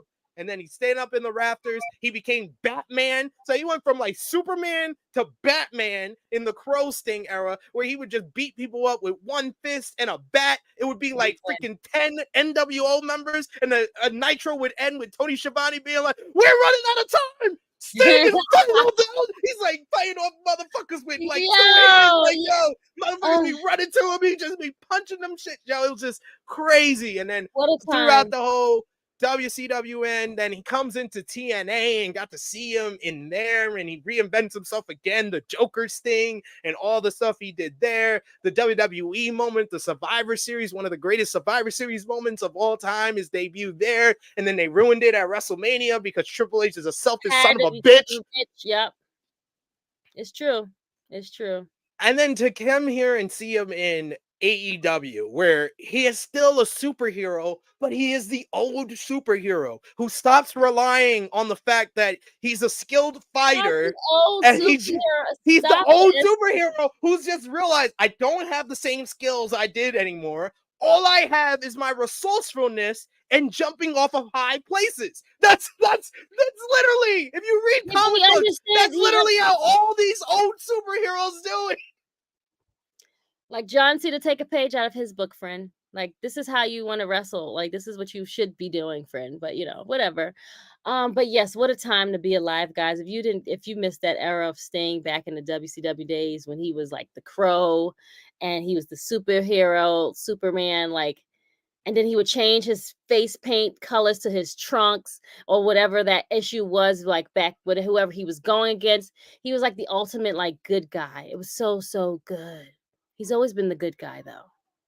So when he came to WWE, he's like the ultimate. No, he was a good guy when he came to WWE. No, I mean they turned him heel in WCW because they're idiots. But Sting is like, when I think of like the ultimate baby faces in wrestling, I think Sting, Ricky Steamboat, Rey Mysterio, Dusty Rhodes. When I think of guys that should never be heels, those are the first people that I will think of forever and a day. Yep. Forever and a day. They even did it with Ray. Yeah. Yeah, they tried with Ray and that failed. They started with Ray. They tried with Dusty. That failed too. The only one they didn't try with was Ricky, because no one wants to boo Ricky the Dragon Steamboat. Nobody, yeah.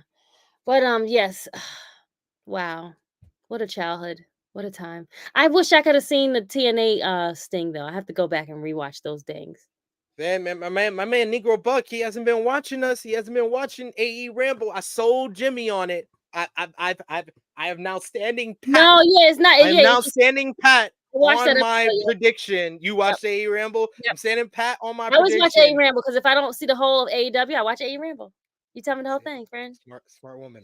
Put on that work. Just have it in my one ear while I'm doing my work. And I listen to you and Jimmy and Jimmy get all of the disclaimers. Some disclaimers. Is great. But it's not Sting versus Darby. No, we cannot. Sting doesn't want to do a singles match because he's gonna be 65 years old, ladies and gentlemen. Maybe we shouldn't let a 65-year-old go out there and have a singles match against someone crazy like Darby. Maybe we shouldn't do that.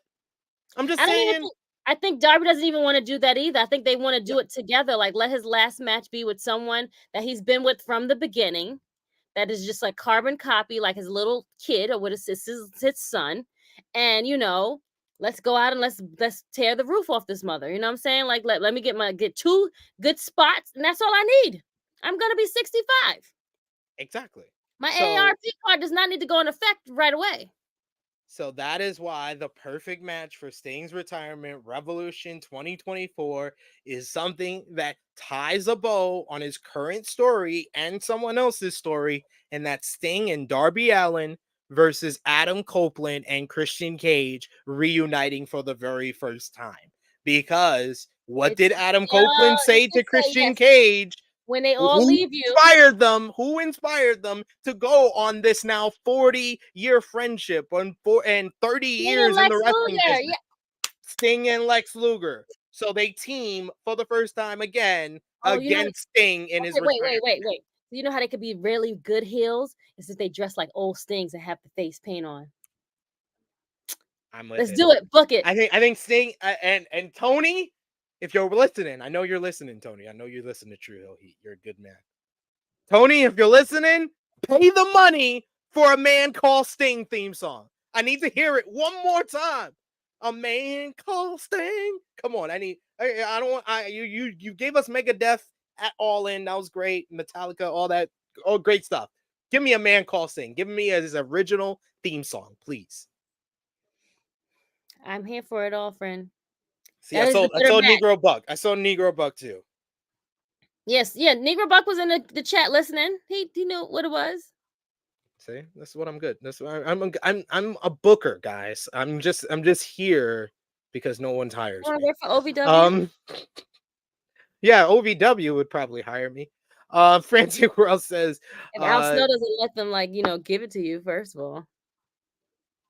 So Frantic Girl saying Sting is Bruce Wayne and Darby is Terry McGinnis from Batman Beyond in AEW. That makes sense. We got Christopher Kidd who says, I think Christian ending Sting's career is great, especially when you add in their TNA and Impact rivalry too. Yeah, he turned heel in Impact on Sting. Like, it just makes all the sense in the world to have Christian Cage in there somewhere. It plays into the whole Darby and Christian story, and it plays into Adam Copeland. Yeah, he wants to probably team up with Sting and Darby, but I think he also wants to stand across the ring from Sting one time. Because he's never got to do it. So he needs, this is what Edge is not. Sorry, Adam. Adam is not stupid. Adam knew what he was doing when he was like, you know what? Let me go over here with these guys because these guys are having fun and I can have these rivalries that I know I will never, ever, ever have if I was still working at this other company. They're not going to give it to me. And these people are not going to come over there. They don't want to work with them. So let me go over here real quick. Let me be here for about, a little time. And let me get these childhood dream matches that I've always wanted to do. Yeah, 100%. But you got that happening. What do you think about everybody targeting MJF on Dynamite? Because we mentioned, Roddy Strong wanting to be nice to the scumbag. Wardlow's targeting him. Him and Kenny Omega have a face-off. You've also had Samoa Joe, who said he's coming after the world title. Jay White currently owns the world title. It's a lot of people gunning for him. You also got Swerve and Hangman talking about getting back into the world title scene. So I like the fact because it builds prestige for this championship. It's basically everything I've been asking for WWE to do with the World Heavyweight title. Absolutely. 100%. You're absolutely right.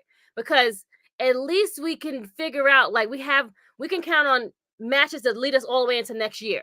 If we're going to keep this belt on him, it's perfectly fine. So you give me Jay White and you give me MJF. We know Jay probably won't win, right? And that's fine. That's cool. It'll still make Jay White look strong because he's gonna win. He's gonna lose. Well, not lose, but MJF will lose, but it'll be like count out or something stupid, basically. You know what I'm saying? Or they're gonna go maybe it'll be a draw. I don't know, but it'll be something where he won't look bad losing, basically. Then we'll go and we'll tease the Omega. Then we'll tease you have so many people lined up that it could lead us into next year. We can write 4 or 5 stories straight. I feel like Omega and MJF's though that should probably be saved until Revolution next year. That's I'm fine with that. But Omega can't beat MJF. Who do you think should be the person to eventually dethrone MJF as AEW World Champion? Will Ospreay. Wow.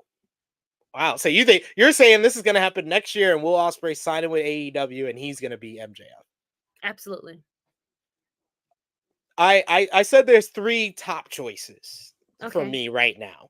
Okay. I think that Jay White. Oh wait, we got Swerve too. Fuck. Jay Damn it. White is our boss. Jay White is our boss. He writes our checks, so he's always in the mix. And I feel like that would solidify him as the top guy, the top heel in AEW if he beats MJF for the world championship. You have Adam Cole because of the whole story that's going on, him turning on MJF and taking the thing that he's fought hardest for. That makes a lot of sense to end the reign. But right now, the person in the number one spot is Swerve Strickland. Swerve Strickland feels like he's the guy on the rise, and his rise is going kind of parallel with the final months, the final months of MJF's world title reign. No, I'm sorry. Let me take that back because yes, we won't get Will until like probably way next year anyway, and that's perfectly fine.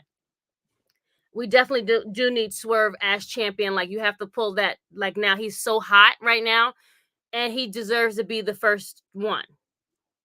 Yeah. He deserves that. 1000%. We got Big Hero Chris who says Swerve or Kenny. I don't think Kenny needs that, especially with MJF, because you have someone have a world title run for a year to make the next guy. That's what Kenny did with his world title run. He made the next guy. The next guy was Hangman Adam Page. MJF has to make the next guy. If you want the next guy to be Jay White, then Jay White. If you want the next guy to be Swerve Strickland, then it's Swerve Strickland. Adam Cole just plays into the story. That's not really him creating the next guy. Right. And he won't even be here for a while. Yeah. He's out for a minute right now. So like that's just way in the back anyway. So yeah. I think Omega's a great world title, and I think that one day probably Omega does regain the AEW World Championship. It just should not be against MJF. But we got to talk about some news notes because we got somebody who is back in AEW. Apparently, Fightful Select reports that the former NWA Women's World Champion Serena Deeb was backstage at All Elite Wrestling over the weekend. According to the report, she was backstage at last Saturday's AEW Collision event in Toledo, Ohio. As previously reported, Deeb has not appeared in AEW for a year. Her last match was on an AEW Dark Elevation against Haley J 1 year ago today. It was rumored that Deeb was dealing with a serious injury and not cleared to return. Another rumor indicated that Deeb had a conflict with AEW management after expressing her disagreement over how she was being used on TV and her match times. The report also noted that the individuals hadn't seen Deeb backstage at all this year, and the area she was located wasn't anywhere near the one where Deeb would have only been visiting during AEW Collision. Deeb reportedly told several people that she was sidelined for most of the year due to injury, though. So hopefully you get Serena Deeb back in here. You can get Thunder Rosa back in here. And we can get more of a focus on the women because I feel like Tony has some women here that are getting over or could get over with more time, but he's just not devoting any time to them.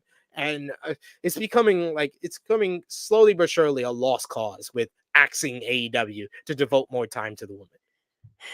It's very, very stale. It's like, and you know what it is? It's like, you know how you put well, for me, you put your kids on punishment. They say they're going to do so good or whatever. And then they do good for a minute. Then they go right back to what they were doing before. It's the same BS. It's like, we can't trust you, friend. We can't trust you. Yeah. We got Bell here who says, honestly, in a perfect world, it would be Wardlow just because of their story, but it's not going to happen. Caution, I'm sick with the flu, so my head is out of it. Hope you feel better, Bell. It's just they botched that whole thing with Wardlow last year. Like Wardlow is going to make a great contender for MJF, and MJF could help with his revitalization, but he's not the guy. He's not the guy anymore. Yep. He's not the guy anymore. They lost. It's sad that they lost Wardlow. Once he cut his hair and everything, it was bad. It was over. Honestly, if you didn't have a plan for afterwards, they should have just stuck him with. He should have just stuck with Max for all this time. He should still be with Max to this day. And it should have been when he became world champion. Then Wardlow decides to turn on him. I agree. Yeah, they pulled that too fast. He was hot, but then you did nothing to it with it. Man, the women's division. How would the women's division look if Jamie Hayter did not get injured? It felt like he was giving a molecule of attention to it, and then that molecule got even smaller when Jamie Hayter got injured. It's the thing where it's like the Thunder Rosa thing too. Is when they both get injured, is like he doesn't know what to do with them. He doesn't know how to book it. Yeah, stops caring or something like Stops caring. One Yeah. or the other. One or the other. Finally, before we finish up with Rampage and Collision for AEW, Nick Wayne had a brawl with Darby Allin after his sit-down interview with his mom on AEW Dynamite this week, which left Wayne with a bloodied mouth. He also appeared to have damage to his teeth. Yeah. During Thursday's episode of Wrestling Observer Radio, Brian Alvarez noted that Wayne hit his face on the cement during the backstage brawl and chipped his tooth down the nerve. I did see Ali Catch on Twitter note that Nick Wayne just got his braces out last year and now he's already fucked it up. What did you think about that segment, the sit-down interview? I thought that Nick Wayne's mom definitely proved that she's really his mom and not an actress. The best part was when Christian came in, because everything else I was just like, guys, this is terrible. Like, are you ready to go, son? You come on, don't talk to him. Don't should have picked up the phone. Yeah. Stop abusing him. Stop abusing him. No, I have to be good enough. Christian is True. the best. Yes. Christian's the best character in the biz today. Yes, Christian was the best part. I was just like, oh my God, between JR and the mom, I was like, this is just god awful. Like, mom, we know you're his mom. Like, and you know, Nick is just trying to do whatever Nick can do, but it didn't go well at all. Yeah. Christopher Kidd, welcome back, friend.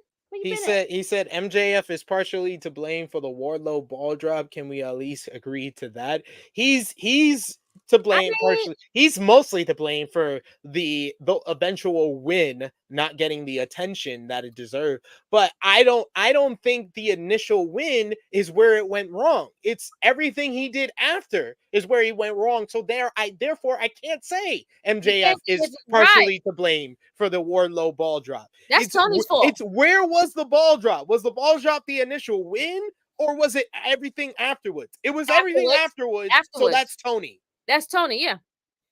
Because yes, we made him win. He did all those power drives on him. Great. We made you look strong. You kicked my ass. But now who's the winner and looks better and is still doing better things and looks great? MJF. So we can't blame the absolute winner at the end. Christopher Kidd. No, it didn't. No, it didn't. Tony has gone out and said that the TNT championship, that was the plan for after Wardlow. He wasn't going to do anything with MJF. So MJF going home did not change his summer plans. The program was ending at Double or Nothing, and Tony did not have a follow-up for Wardlow. Yep. That's the issue. Yep. Yeah. I mean, Valabi says it here. Tony fucked Wardlow. It's only on Tony and no one else. Yeah. No one else. Sorry. Because even with MJF going home, or if whatever you want to say, change Wardlow's plans, you got to come up with a different plan. You got to fucking pivot. He does not. He has a difficulty of pivoting after something goes wrong. He definitely has. Yep. Rampage last night, they had actually a pretty good show this week, and it was featured Toni Storm. Timeless Toni Storm, her latest silent film, where she was told by RJ City he's gonna get her all the fabulous things, plums, pearl necklace. She said, "How dare you!" and slapped RJ City, and he said, "I meant the jewelry." And she's like, "Oh, I'm sorry. I'm sorry." And she's gonna get a new butler next week. This is great stuff for Toni Storm. Happy somebody's getting some good stuff on for the women. Timeless Toni Storm. Timeless. Sorry. It's like saying Steve Austin. No, you say Stone Cold Steve Austin. You're timeless right. Toni Storm. Timely. Yeah. AEW Rampage last night. The show featured the debut of Mystico who debuted for AEW in a fabulous 2 out of 3 falls matchup against Rocky Romero. You also had Ruby Soho picking up a win over Sky Blue with Finally. the help of Saraya in the main event. After the matchup, the Outcast jumped Blue until Chris Statlander made the save. You also had John Silver. He beat Brother Zay and Kip Sabian in a fun 3-way match to face Orange Cassidy for the AEW International Championship on tonight's AEW Battle of the Belts 8. And then you had AEW Collision last Saturday. They did a huge rating, 504 viewers, their highest viewership since August. The show featured Christian Cage defeating Bryan Danielson in a superb main event to retain the TNT Championship, thanks in large part to an assist and distraction from the AEW World Tag Team Champions, Ricky Starks and Big Bill.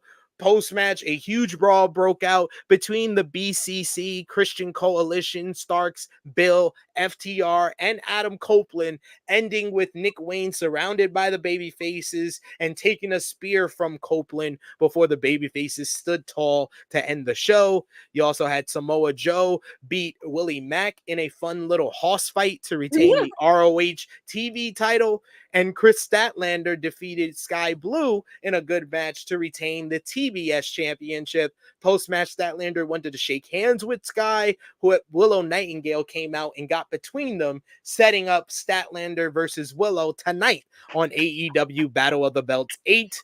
I am looking forward to that for sure. They're gonna give us a banger. Give those girls some time. Let them cook. Let them cook, yeah. Exactly. Let them cook. They cook. They're gonna be cooking. But yeah, some really good wrestling from AEW this week. But a lot of people were talking about and were surprised at the fact that we had Mystico of CMLL, because I've told you this, you kind of heard it vaguely from me. But CMLL and AAA in Mexico are the Bloods and the Crips of professional wrestling. And yes. CMLL working with AEW got a lot of eyebrows raised because AEW has had a very firm relationship with AAA since pretty much their inception. They had Lucha Bros as AAA Tag Team Champions. The Young Bucks are former AAA Tag Team Champions. FTR, former AAA Tag Team Champions. Some people even thought that maybe AEW was working with CMLL as a little bit of a comeuppance because AAA worked with WWE to announce Dragon Lee working there earlier this year.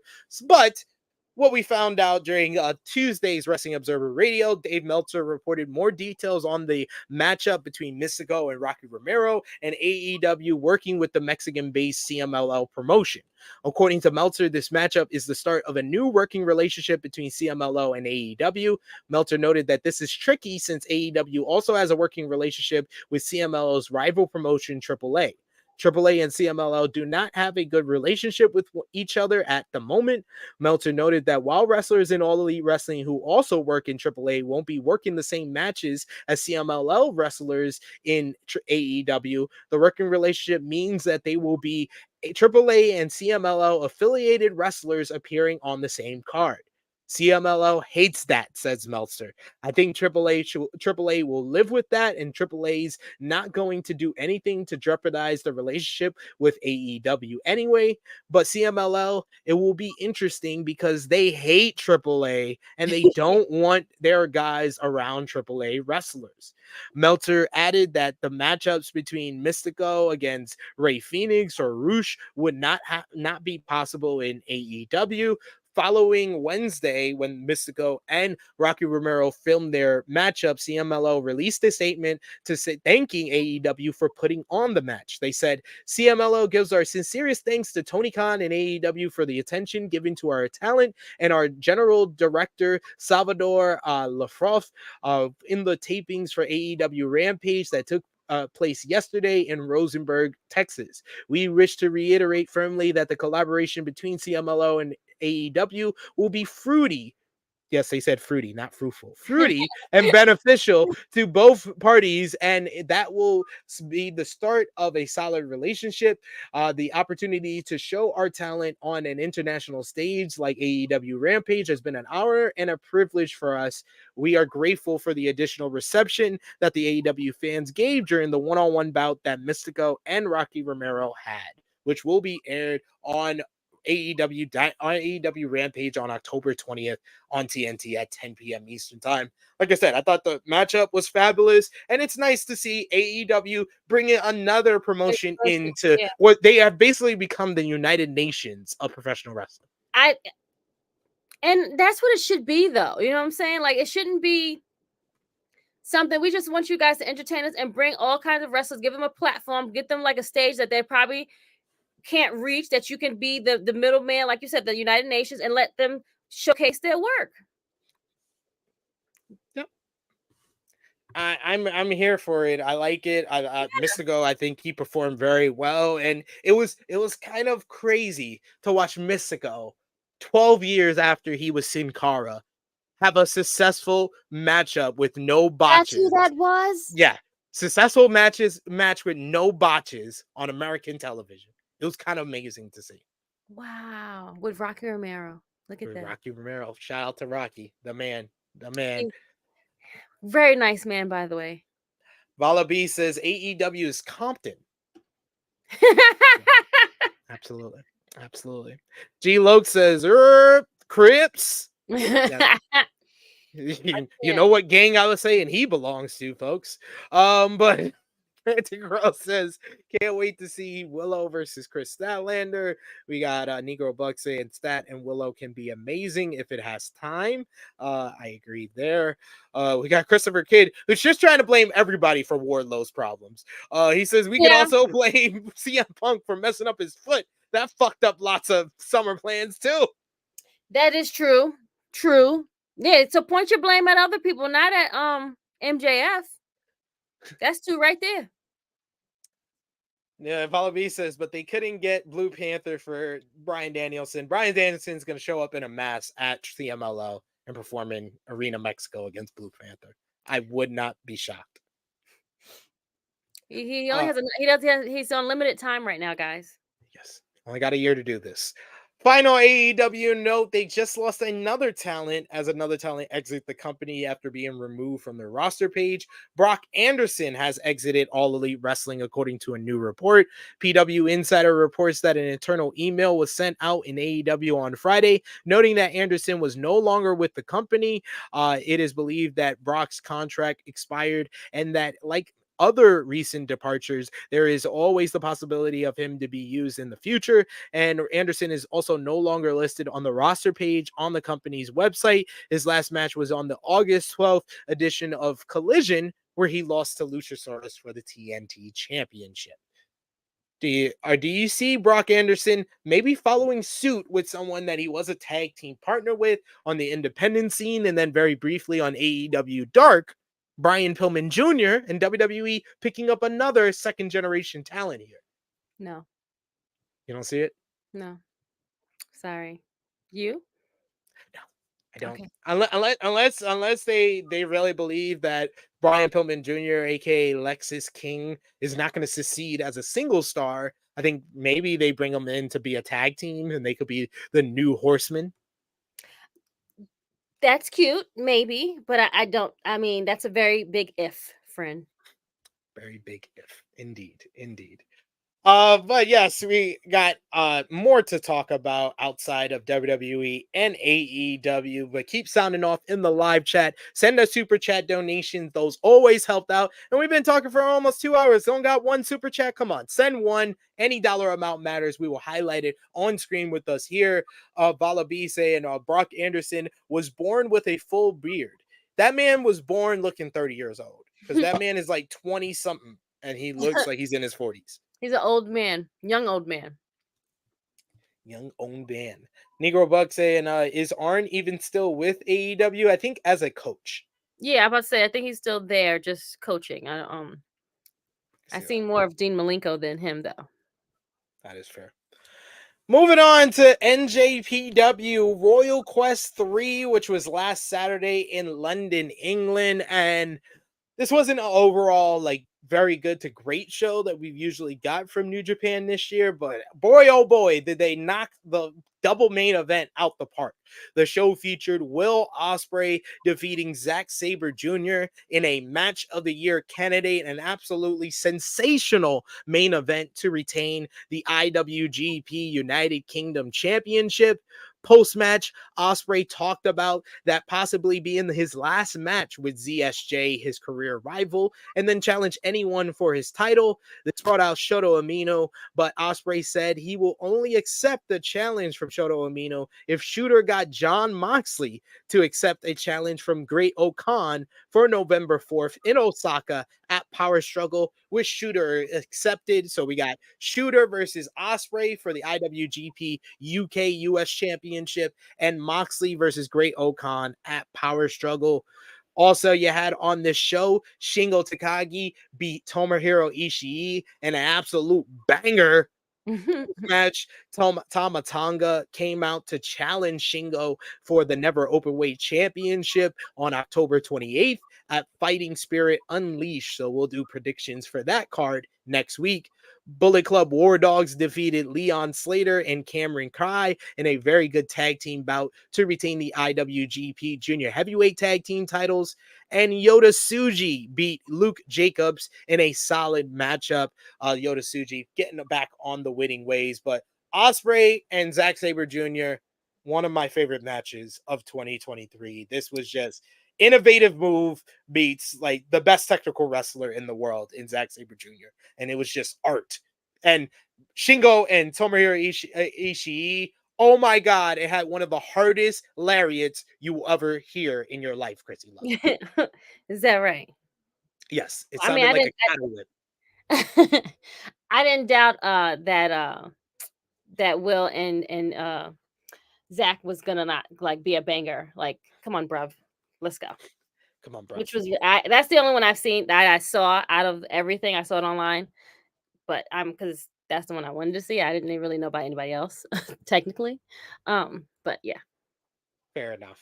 We do have a super chat donation. See, we Yeah, asked too. and we shall receive. See, you guys are awesome. I knew all I had to do was ask. Negro Buck saying little something for the pot.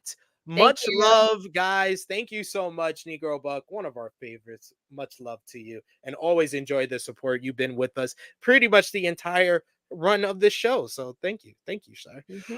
He also says here, Negro Buck saying people gotta start putting more respect on Zach's And name. this Straight is true. bangers with Billy and Dragon. I think the thing with Zack Sabre Jr. is because he's always had this catalog of good to great matches, but he didn't have the centerpiece to put out on top, the masterpiece to be like, okay, yeah, I have this match and this match and this match, but I don't have that match of the year candidate, that all-time memorable matchup. Kenny had that with Okada. Okada had that even before Kenny with Tanahashi.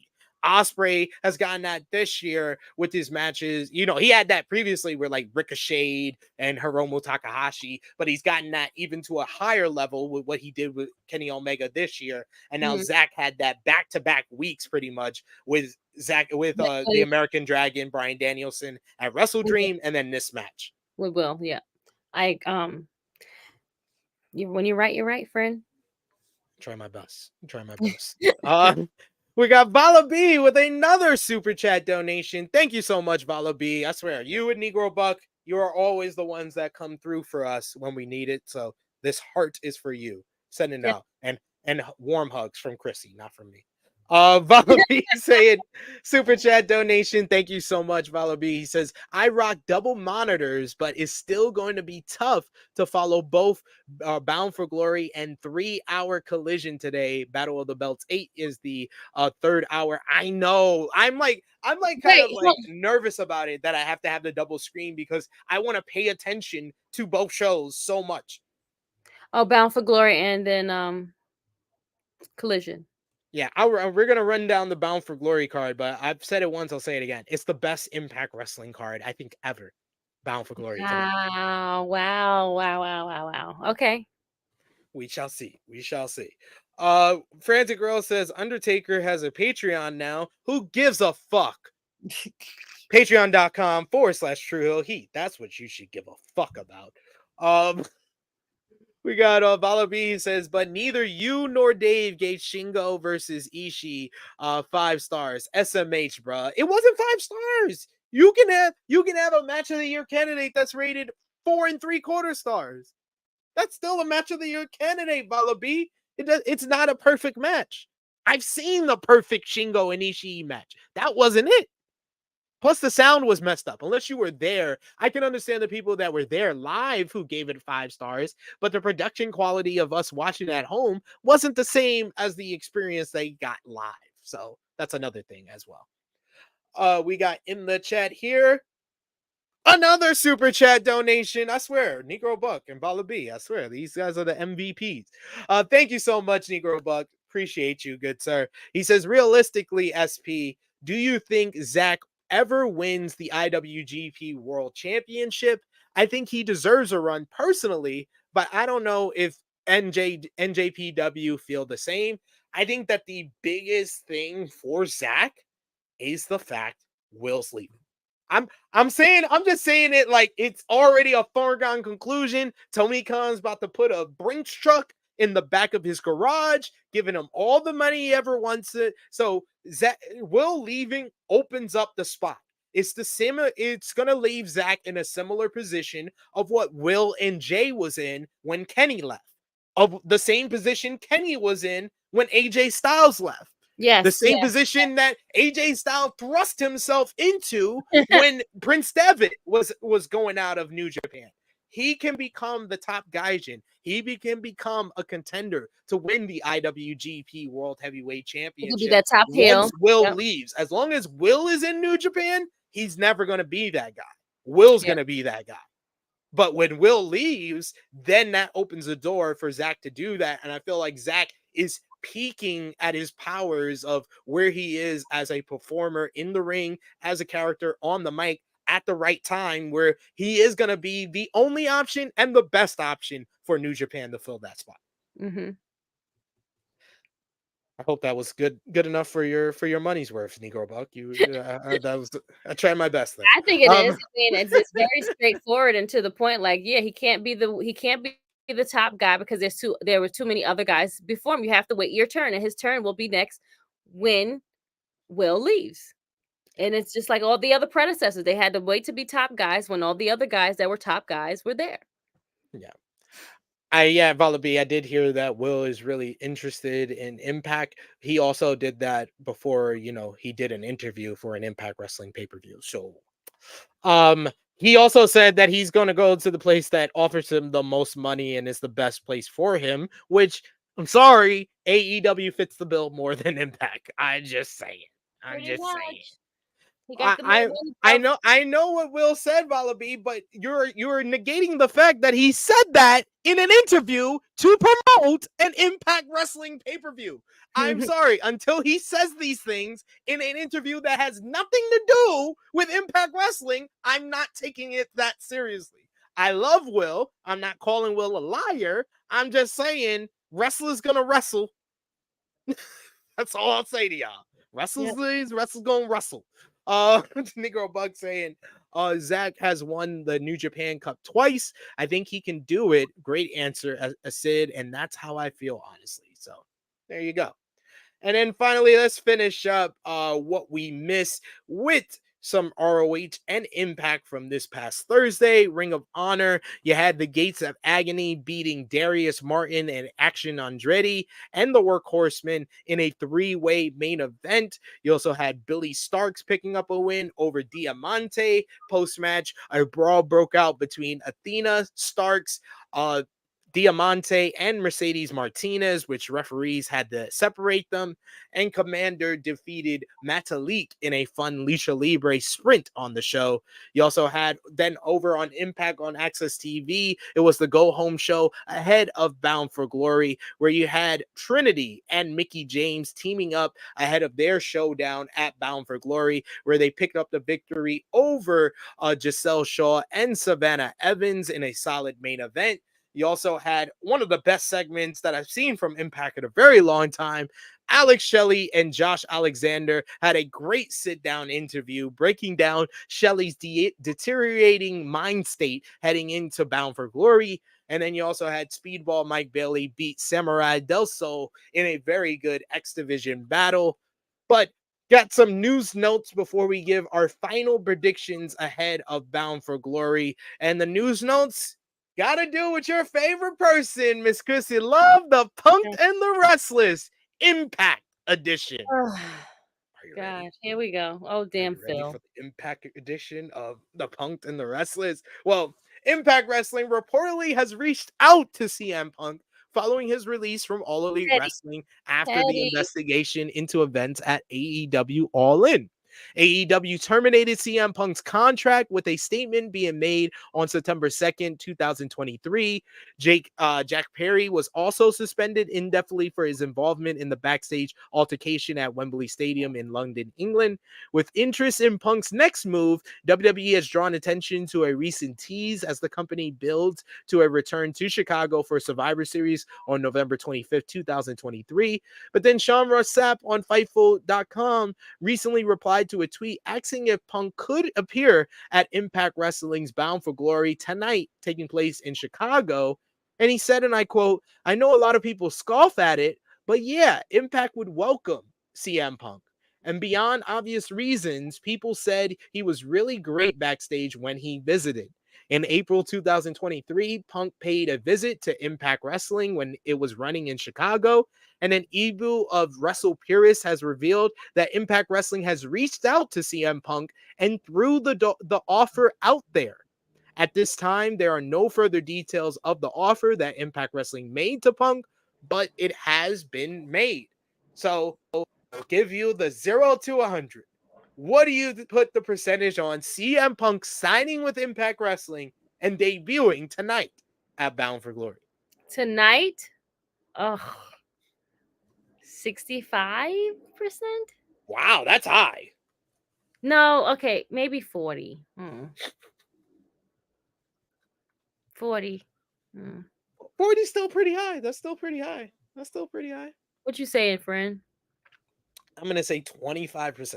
I know our producer is in the background saying that shit ain't gonna happen, but I guarantee you it's a better chance of that happening than him showing back up in AEW or returning to WWE right now. And Yeah. I said it earlier in the show, I'll say it again. He might need to go through the gateway drug that is Impact Wrestling to get himself back into the door. He might have to go to Good Impact gracious, yeah. to prove that he is not a fucking time bomb. Listen, he has to prove himself some kind of way, and if this is the out of all of the companies, this is the only one to take. You better take it, and you better run with it. Yeah, And you better do good, Phil. we're really gonna find out how desperate he is to get back into wrestling. If he goes back, that you could tell that is a desperate man. Yes, absolutely. Yeah, I think that people who think that there's no chance in hell, it's more of a chance than you know. It's more of a chance that you know because of where Punk is at as far as Yes. the rest of the industry and the rest of the other potential options. And I know some people are like, well, no, if AEW or WWE don't want him, Punk will just quit the business. I don't know if Punk wants to quit Yeah. the business with his reputation being where it is right now. Yeah. He doesn't want he would rather be let go than to leave. You know what No, I'm saying? he wants the opportunity to actually just leave instead of being kicked out the industry. This is now Oh, I twice. see what This okay, is I see now what twice you're he would be kicked out, basically kicked out the industry. saying. Okay, got it. He want to have the choice to leave when he's ready to leave, basically. Exactly. Got Exactly. And to Understand. add further fuel to this rumor, Impact's got a new producer who's going to work this weekend, Miss Krssi Luv. Who is it?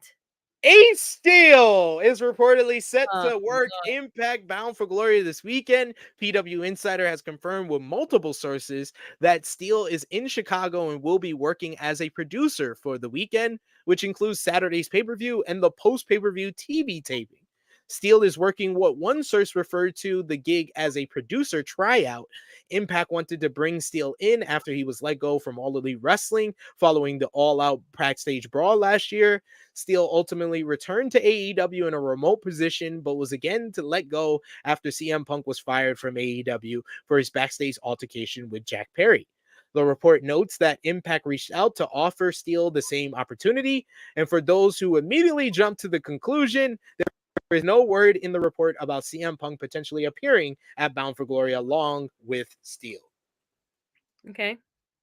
Does that make the percentage higher for you? Lower? What does that do? Lower. I'm lowering it. You got Balabius as a -5 for him. No, not -5. I can't. That is too low. That is too low. We're gonna go go 34%. I'm gonna go 25. 25% seems like the reasonable option. I feel like Reasonable. it's a Now our producer's saying 10% chance. 10%. He went higher. He went higher. At least he went higher. He still is the producer tonight. Yes, indeed. He is. He is indeed. We shall see. And yes, Frantic World, I think that this is also a tantalizing proposition to him in that fact. Frantic World saying if Punk goes to Impact Wrestling, it's going to be his company. This is the only company that will allow him to have that power again. Only because he can't get it with the other one. So he has to go to this small, very small company for it to be yours again. And don't fuck it up because you fucked up somebody that gave you a whole ass show and company, and you messed it up. Don't mess this one up. Always fucking up the 10 bag. people that watch Impact that are there live don't want you to fuck anything up. Please, please, please don't do that to those 10 people. All right, let's talk about tonight. Impact Bound for Glory. It is Impact's biggest show of the year. It is from Chicago, Illinois. They got, I believe, 8 matches Everyone on loves the dock. Chicago. What's happening? Chicago gets everything. That's what Romeo said. That's what it seems like. They got the Call Your Shot Gauntlet, Miss Krssi Luv, which is their basically like Royal Rumble staggered entry battle royal. But the winner of the matchup earns a trophy that gives them an opportunity to call their shot for any title in Impact Wrestling at any time. So it's like the Royal Rumble meets Money in the Bank. You got the number 1 entrant, which is going to be Jake Something. The number 20th and final entrant will be Dirty Dango. But also announced for the matchup, Champagne Singh, Eric Young, Jordan Grace, Brian Myers, Shira, Kylan King, Jody Threat, Bully Ray, Joe Hendry, Frankie Kazarian, Eddie Edwards, Kenny King, Giselle Shaw. Who do you think wins the Call Your Shot Gauntlet? Jordan Grace. That's who I pick as well. I think that it's someone that can win this, and they could potentially cash in on any of the titles. Yeah. Jordan Grace being the Impact World Champion needs to happen so Impact can erase the memory of the first women's champion. Jesus. Okay. Yeah. Just saying. Just like do the WWE thing where they erase someone that was here before. Bye-bye. Yes. You also got a Monsters Ball matchup. It's going to be PCO versus Rhino versus Steve Macklin versus Moose. All 4 monsters have been locked up in the building in Chicago for the past 24 hours without food, water, or light. And now they will battle in a no DQ, no count out, anything goes matchup. Who wins? I got Moose. I got Moose as well. We're agreeing on this a lot. I think Moose got the call. They got the Feast or Fire briefcase, and he needs to get a big win. Okay, so the people that have the briefcases, right? They won that at the last pay-per-view. Correct me if I'm wrong. They won that on the 1000 show. The 1000 show. I know it was an important episode or something like that. Anyway, so what do they do with the briefcases now? They can basically cash it in for their shot anytime they want. We got someone cashing in their briefcase on this show, which we'll bring it up right now for the Impact World Tag Team Championships. It's Ah, going to be the ABC cashing in their Feast and Fire Tag Team title opportunity briefcase to get a shot at the Rascals, Trey Miguel and Zachary Wentz. ABC were the tag team champions until the Rascals screwed them out of the titles against Subculture back at Under Siege. The Rascals went on to screw ABC out of the number one contenders tournament, which they won, and then beat Subculture for the titles. They defended it with various chicanery since then, and now they finally face their rivals. This feels like one of the biggest Impact Tag Team title matches they could possibly give us, and I'm going with the ABC to regain the titles. really? Okay. I was gonna keep it on the Rascals. Okay. That's fair. That's fair. Rascals is very popular. I know G, who was in the chat, he's rooting for the Rascals, and Joe Pearl predicted the Rascals to win yesterday. So I'm going with the Rascals, friends. and if I didn't say that already, sound off in the live chat and let us know who you're going with for all these matches at Bound for Glory later tonight. I see a bunch of people going with ABC. Negro Buck says, I got to go with the ABC. We got Frantic World, who says, I got Jordan and ABC. So he's got Jordan Grace in the Call Your Shot Gauntlet, and he's got the ABC in the tag team title matchup. This is going to be an awesome matchup for sure. Speaking of tag team, what you said? It comes on tonight at 8, right? The Yeah. pay-per-view? Okay. I think pre-show starts at 7:30. 7:30. That's such an odd time, but okay. Then we got 7:30. the Impact Knockouts Tag Team Championships as Masha Slamovich will team up with Killer Kelly MK Ultra to defend the titles against Tasha Steelz and Deonna Purrazzo. Tasha Steelz recently returned on the 1000 show and aligned herself with Deonna Purrazzo, and the two have targeted the tag team champions, with Tasha Steelz getting a singles victory over Killer Kelly to earn this opportunity here. Who you got? I got new champs. Wow, for real? Yeah. Okay. Tasha Steelz and Deonna Purrazzo, two former champions. Not a bad pick there. But I'm going to go with MK Ultra because they make a whole bunch of teenage boys who watch wrestling horny. They do. They do. I mean, You seen their promos? You seen how they look at each other? Come on. They're what Alba Fire and the other girl should be.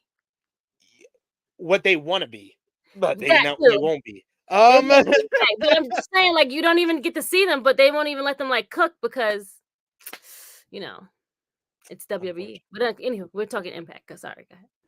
Impact X Division Championship up for grabs as the 10-time champion Chris Sabin will defend against Kenta, making his return to Impact Wrestling.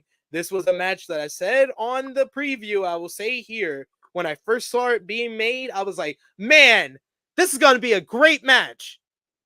In 2007. What do you think, Win? SP? Like what? I am Kenta's number one hater. Kenta has not given me a good to great matchup unless Will Ospreay was opposite him in the last 5 years. God damn it. Okay, that's fair. Okay. I'm going to go not with Kenta. I'm going to go with the other guy. I'm going with Sabin to retain here. I think Sabin retaining helps out the another story that's going to be told on this show. Then we got the dream match. I've said this so many times, I'll say it again. This feels like the matchup that could be one of the greatest Impact Wrestling matchups of all time, as you have Will Ospreay returning to Impact Wrestling for the first time since 2015. This is a totally different Will Ospreay here, as he goes one-on-one with another one of the best wrestlers in the world, Speedball Mike Bailey. This is going to be amazing. Who do you got winning? I mean, come on. Are we going to even ask me that question, friend?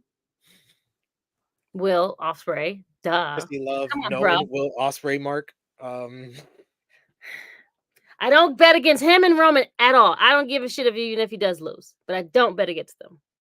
That is fair. That is fair. Sorry. Frantic World agrees with you, going for Will Ospreay. Negro Buck saying Billy Goat. We got Valabi who says, will Chris Sabin pull a good match out of Kenta Will Ospreay pulled out 03 Kenta and still only got a 4-star match. So just saying, like the bar pretty low, pretty low. It's pretty low. But yes, we got. I am also going with Will Ospreay to get the win, but I suspect this match to be the Impact match of the year. Easy. Oh, Easily. the year. Oh, for Of the Impact. year. Oh yeah, I Impact. can. Okay, never mind. I understand what you're saying now. Yes. Yeah, which would mean it would probably be Will Ospreay's 10th best match of this year. Of this Bound for, Bound for Glory 2023. We'll see two former champions trying to regain gold they never lost. First, for the Impact Knockouts World Championship, Trinity will defend against Mickie James. Mickie James was the champion after the last rodeo where she beat Jordan Grace at Hard to Kill and held on to the title for 2 months before suffering a rib injury. In that time, Deonna Purrazzo won the title, but she was beaten by Trinity, who came into Impact Wrestling and has been kind of on the run of her career. And now she goes one-on-one with one of the most legendary female wrestlers of all time, who walks out with the Impact Knockouts World title. Trinity. I'm going with Trinity to retain as well. I did like the fact Joe Pearl put out the option of Mickie James going heel and winning the Knockouts World Championship. I think that is an option for them to go down, but I got Trinity retaining. Right, because you got two faces pretty much going against each other. So let Mickie, she can definitely be the heel out of the two, because we've never seen Trin be a heel on her own. On her own, yes. We got some people going for Mickie in the chat. We got Negro Buck saying, I got to go with Mickie. We got Frantic Grill saying, I got to go with Trinity. And then finally, for the Impact World Championship, Alex Shelley will defend against Josh Alexander, another former champion who held the title longer than anyone in history before suffering a bicep injury in April and having to relinquish the championship. Steve Maclin won the title in the time that Josh was away, but then Alex Shelley beat Steve Maclin, accomplishing the biggest goal of his career after 20 years in Impact Wrestling nearly. He wins the Impact World title, but then Josh returns at Slammiversary, and ever since then, the psyche of Alex Shelley has been breaking as he feels like he's an undeserving champion. His insecurities, his paranoia has gotten the better of him, but will that get the better of him tonight when he defends against the Walking Weapon? Who you got walking out with the world title? New champ, Shelley. No, Alexander would be a new champ. I mean, Alexander. Sorry, Alexander. Sorry, my bad. I am going with Alex Shelley to retain.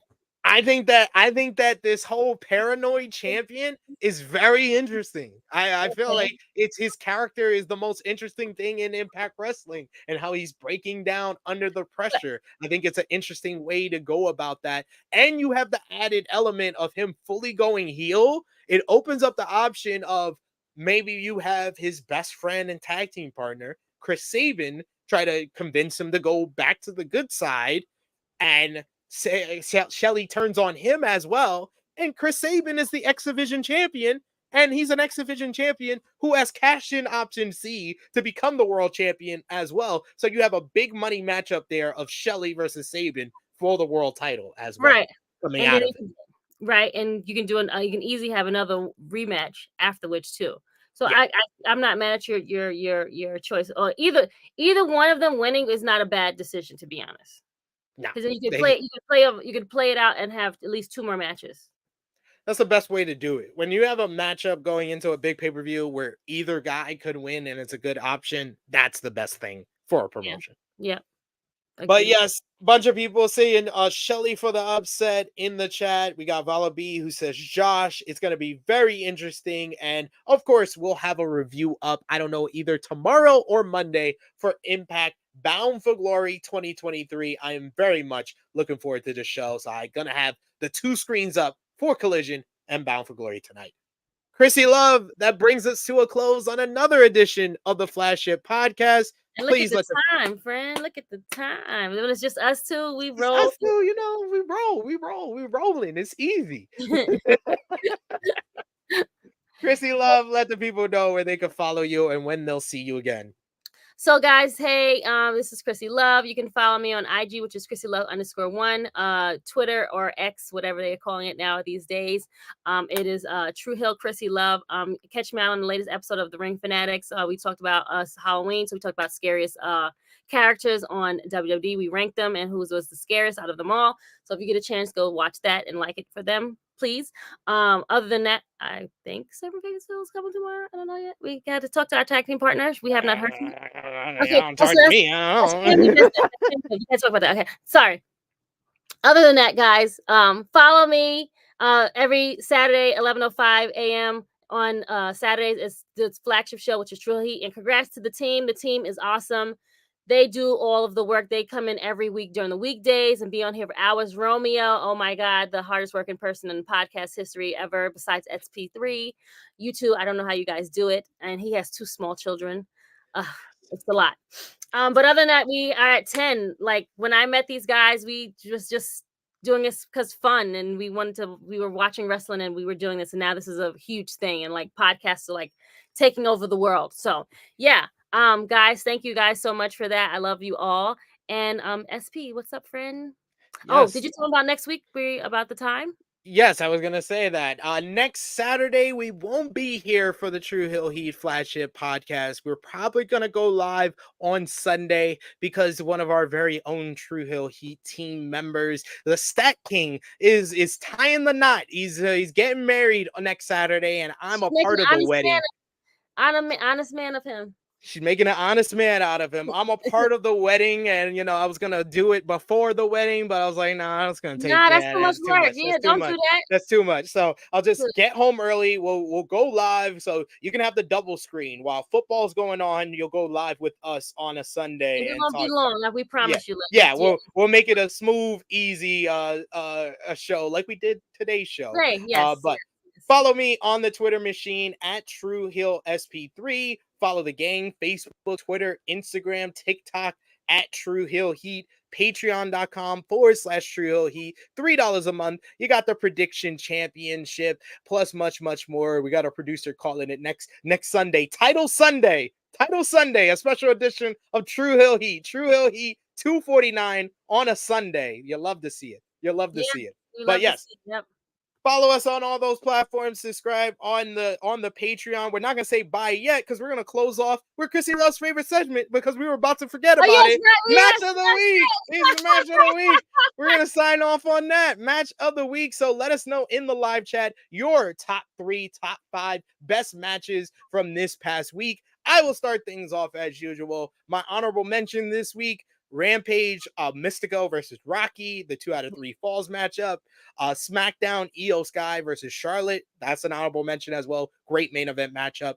But my 5 this week, number 5 from Dynamite, Kenny Omega versus Kyle Fletcher. I thought Kyle Fletcher had a breakout performance there. Number 4, Gunther versus Bronson Reed from Raw. Heavyweight banger, slugfest. Love that one. Number 3, from Collision last week, Bryan Danielson, Christian Cage, 2 of the best professional wrestlers, showing why they are 2 of the best. Number 2 from Royal Quest, Shingo Takagi versus Tomohiro Ishii. Just a hard-hitting slugfest. Love those type of matches. And number 1, Will Ospreay versus Zack Sabre Jr. from Royal Quest 3. Krssi Luv, finish us off. 5, Io and Charlotte. 4, Gunther and Bronson Reed. 3 is going to be Rocky and Mystico, which is Kalisto. I didn't even know. No, Sin Cara. Not Kalisto. Okay, sorry. Sin Cara. Mixing up you're like, all these Mexicans look the same. Wait, no, take that one off. No, not that one. Sorry, no. Will Ospreay and Kyle Fletcher. Sorry, that's number 3. No, Kenny Omega and Kyle. Now you're mixing up Kenny Omega and Will Ospreay. What are we doing? Oh my God. See, this is what I'm saying. Okay, God damn it. Oh, sorry, Omega and Kyle. Number 2 is Christian and Daniel. And then number 1 is Will and Zack Sabre Jr. That seems correct. Sound off in the live chat with yours if you're still here with your matches of the week, or let us know in the comments down below your matches of the week. Go over and check out our preview for Impact Bound for Glory before tonight's show, and check out our exclusive interview, Tru Heel's BTR Between the Ropes with Impact Wrestling star Giselle Shaw. We talk about her being a representation for the LGBTQ plus community, as well as Will Ospreay returning to Impact Wrestling and her wanting to have a fight with him. We'll talk. Check that out right now on the Tru Heel Heat YouTube channel. But for Miss Krssi Luv, for our special guest, Zack Heydorn of SEScoops, it is me, your Tru Heel Phenom SP3. This has been Tru Heel Heat 248, Replacements and Retirements. We are signing off until next time.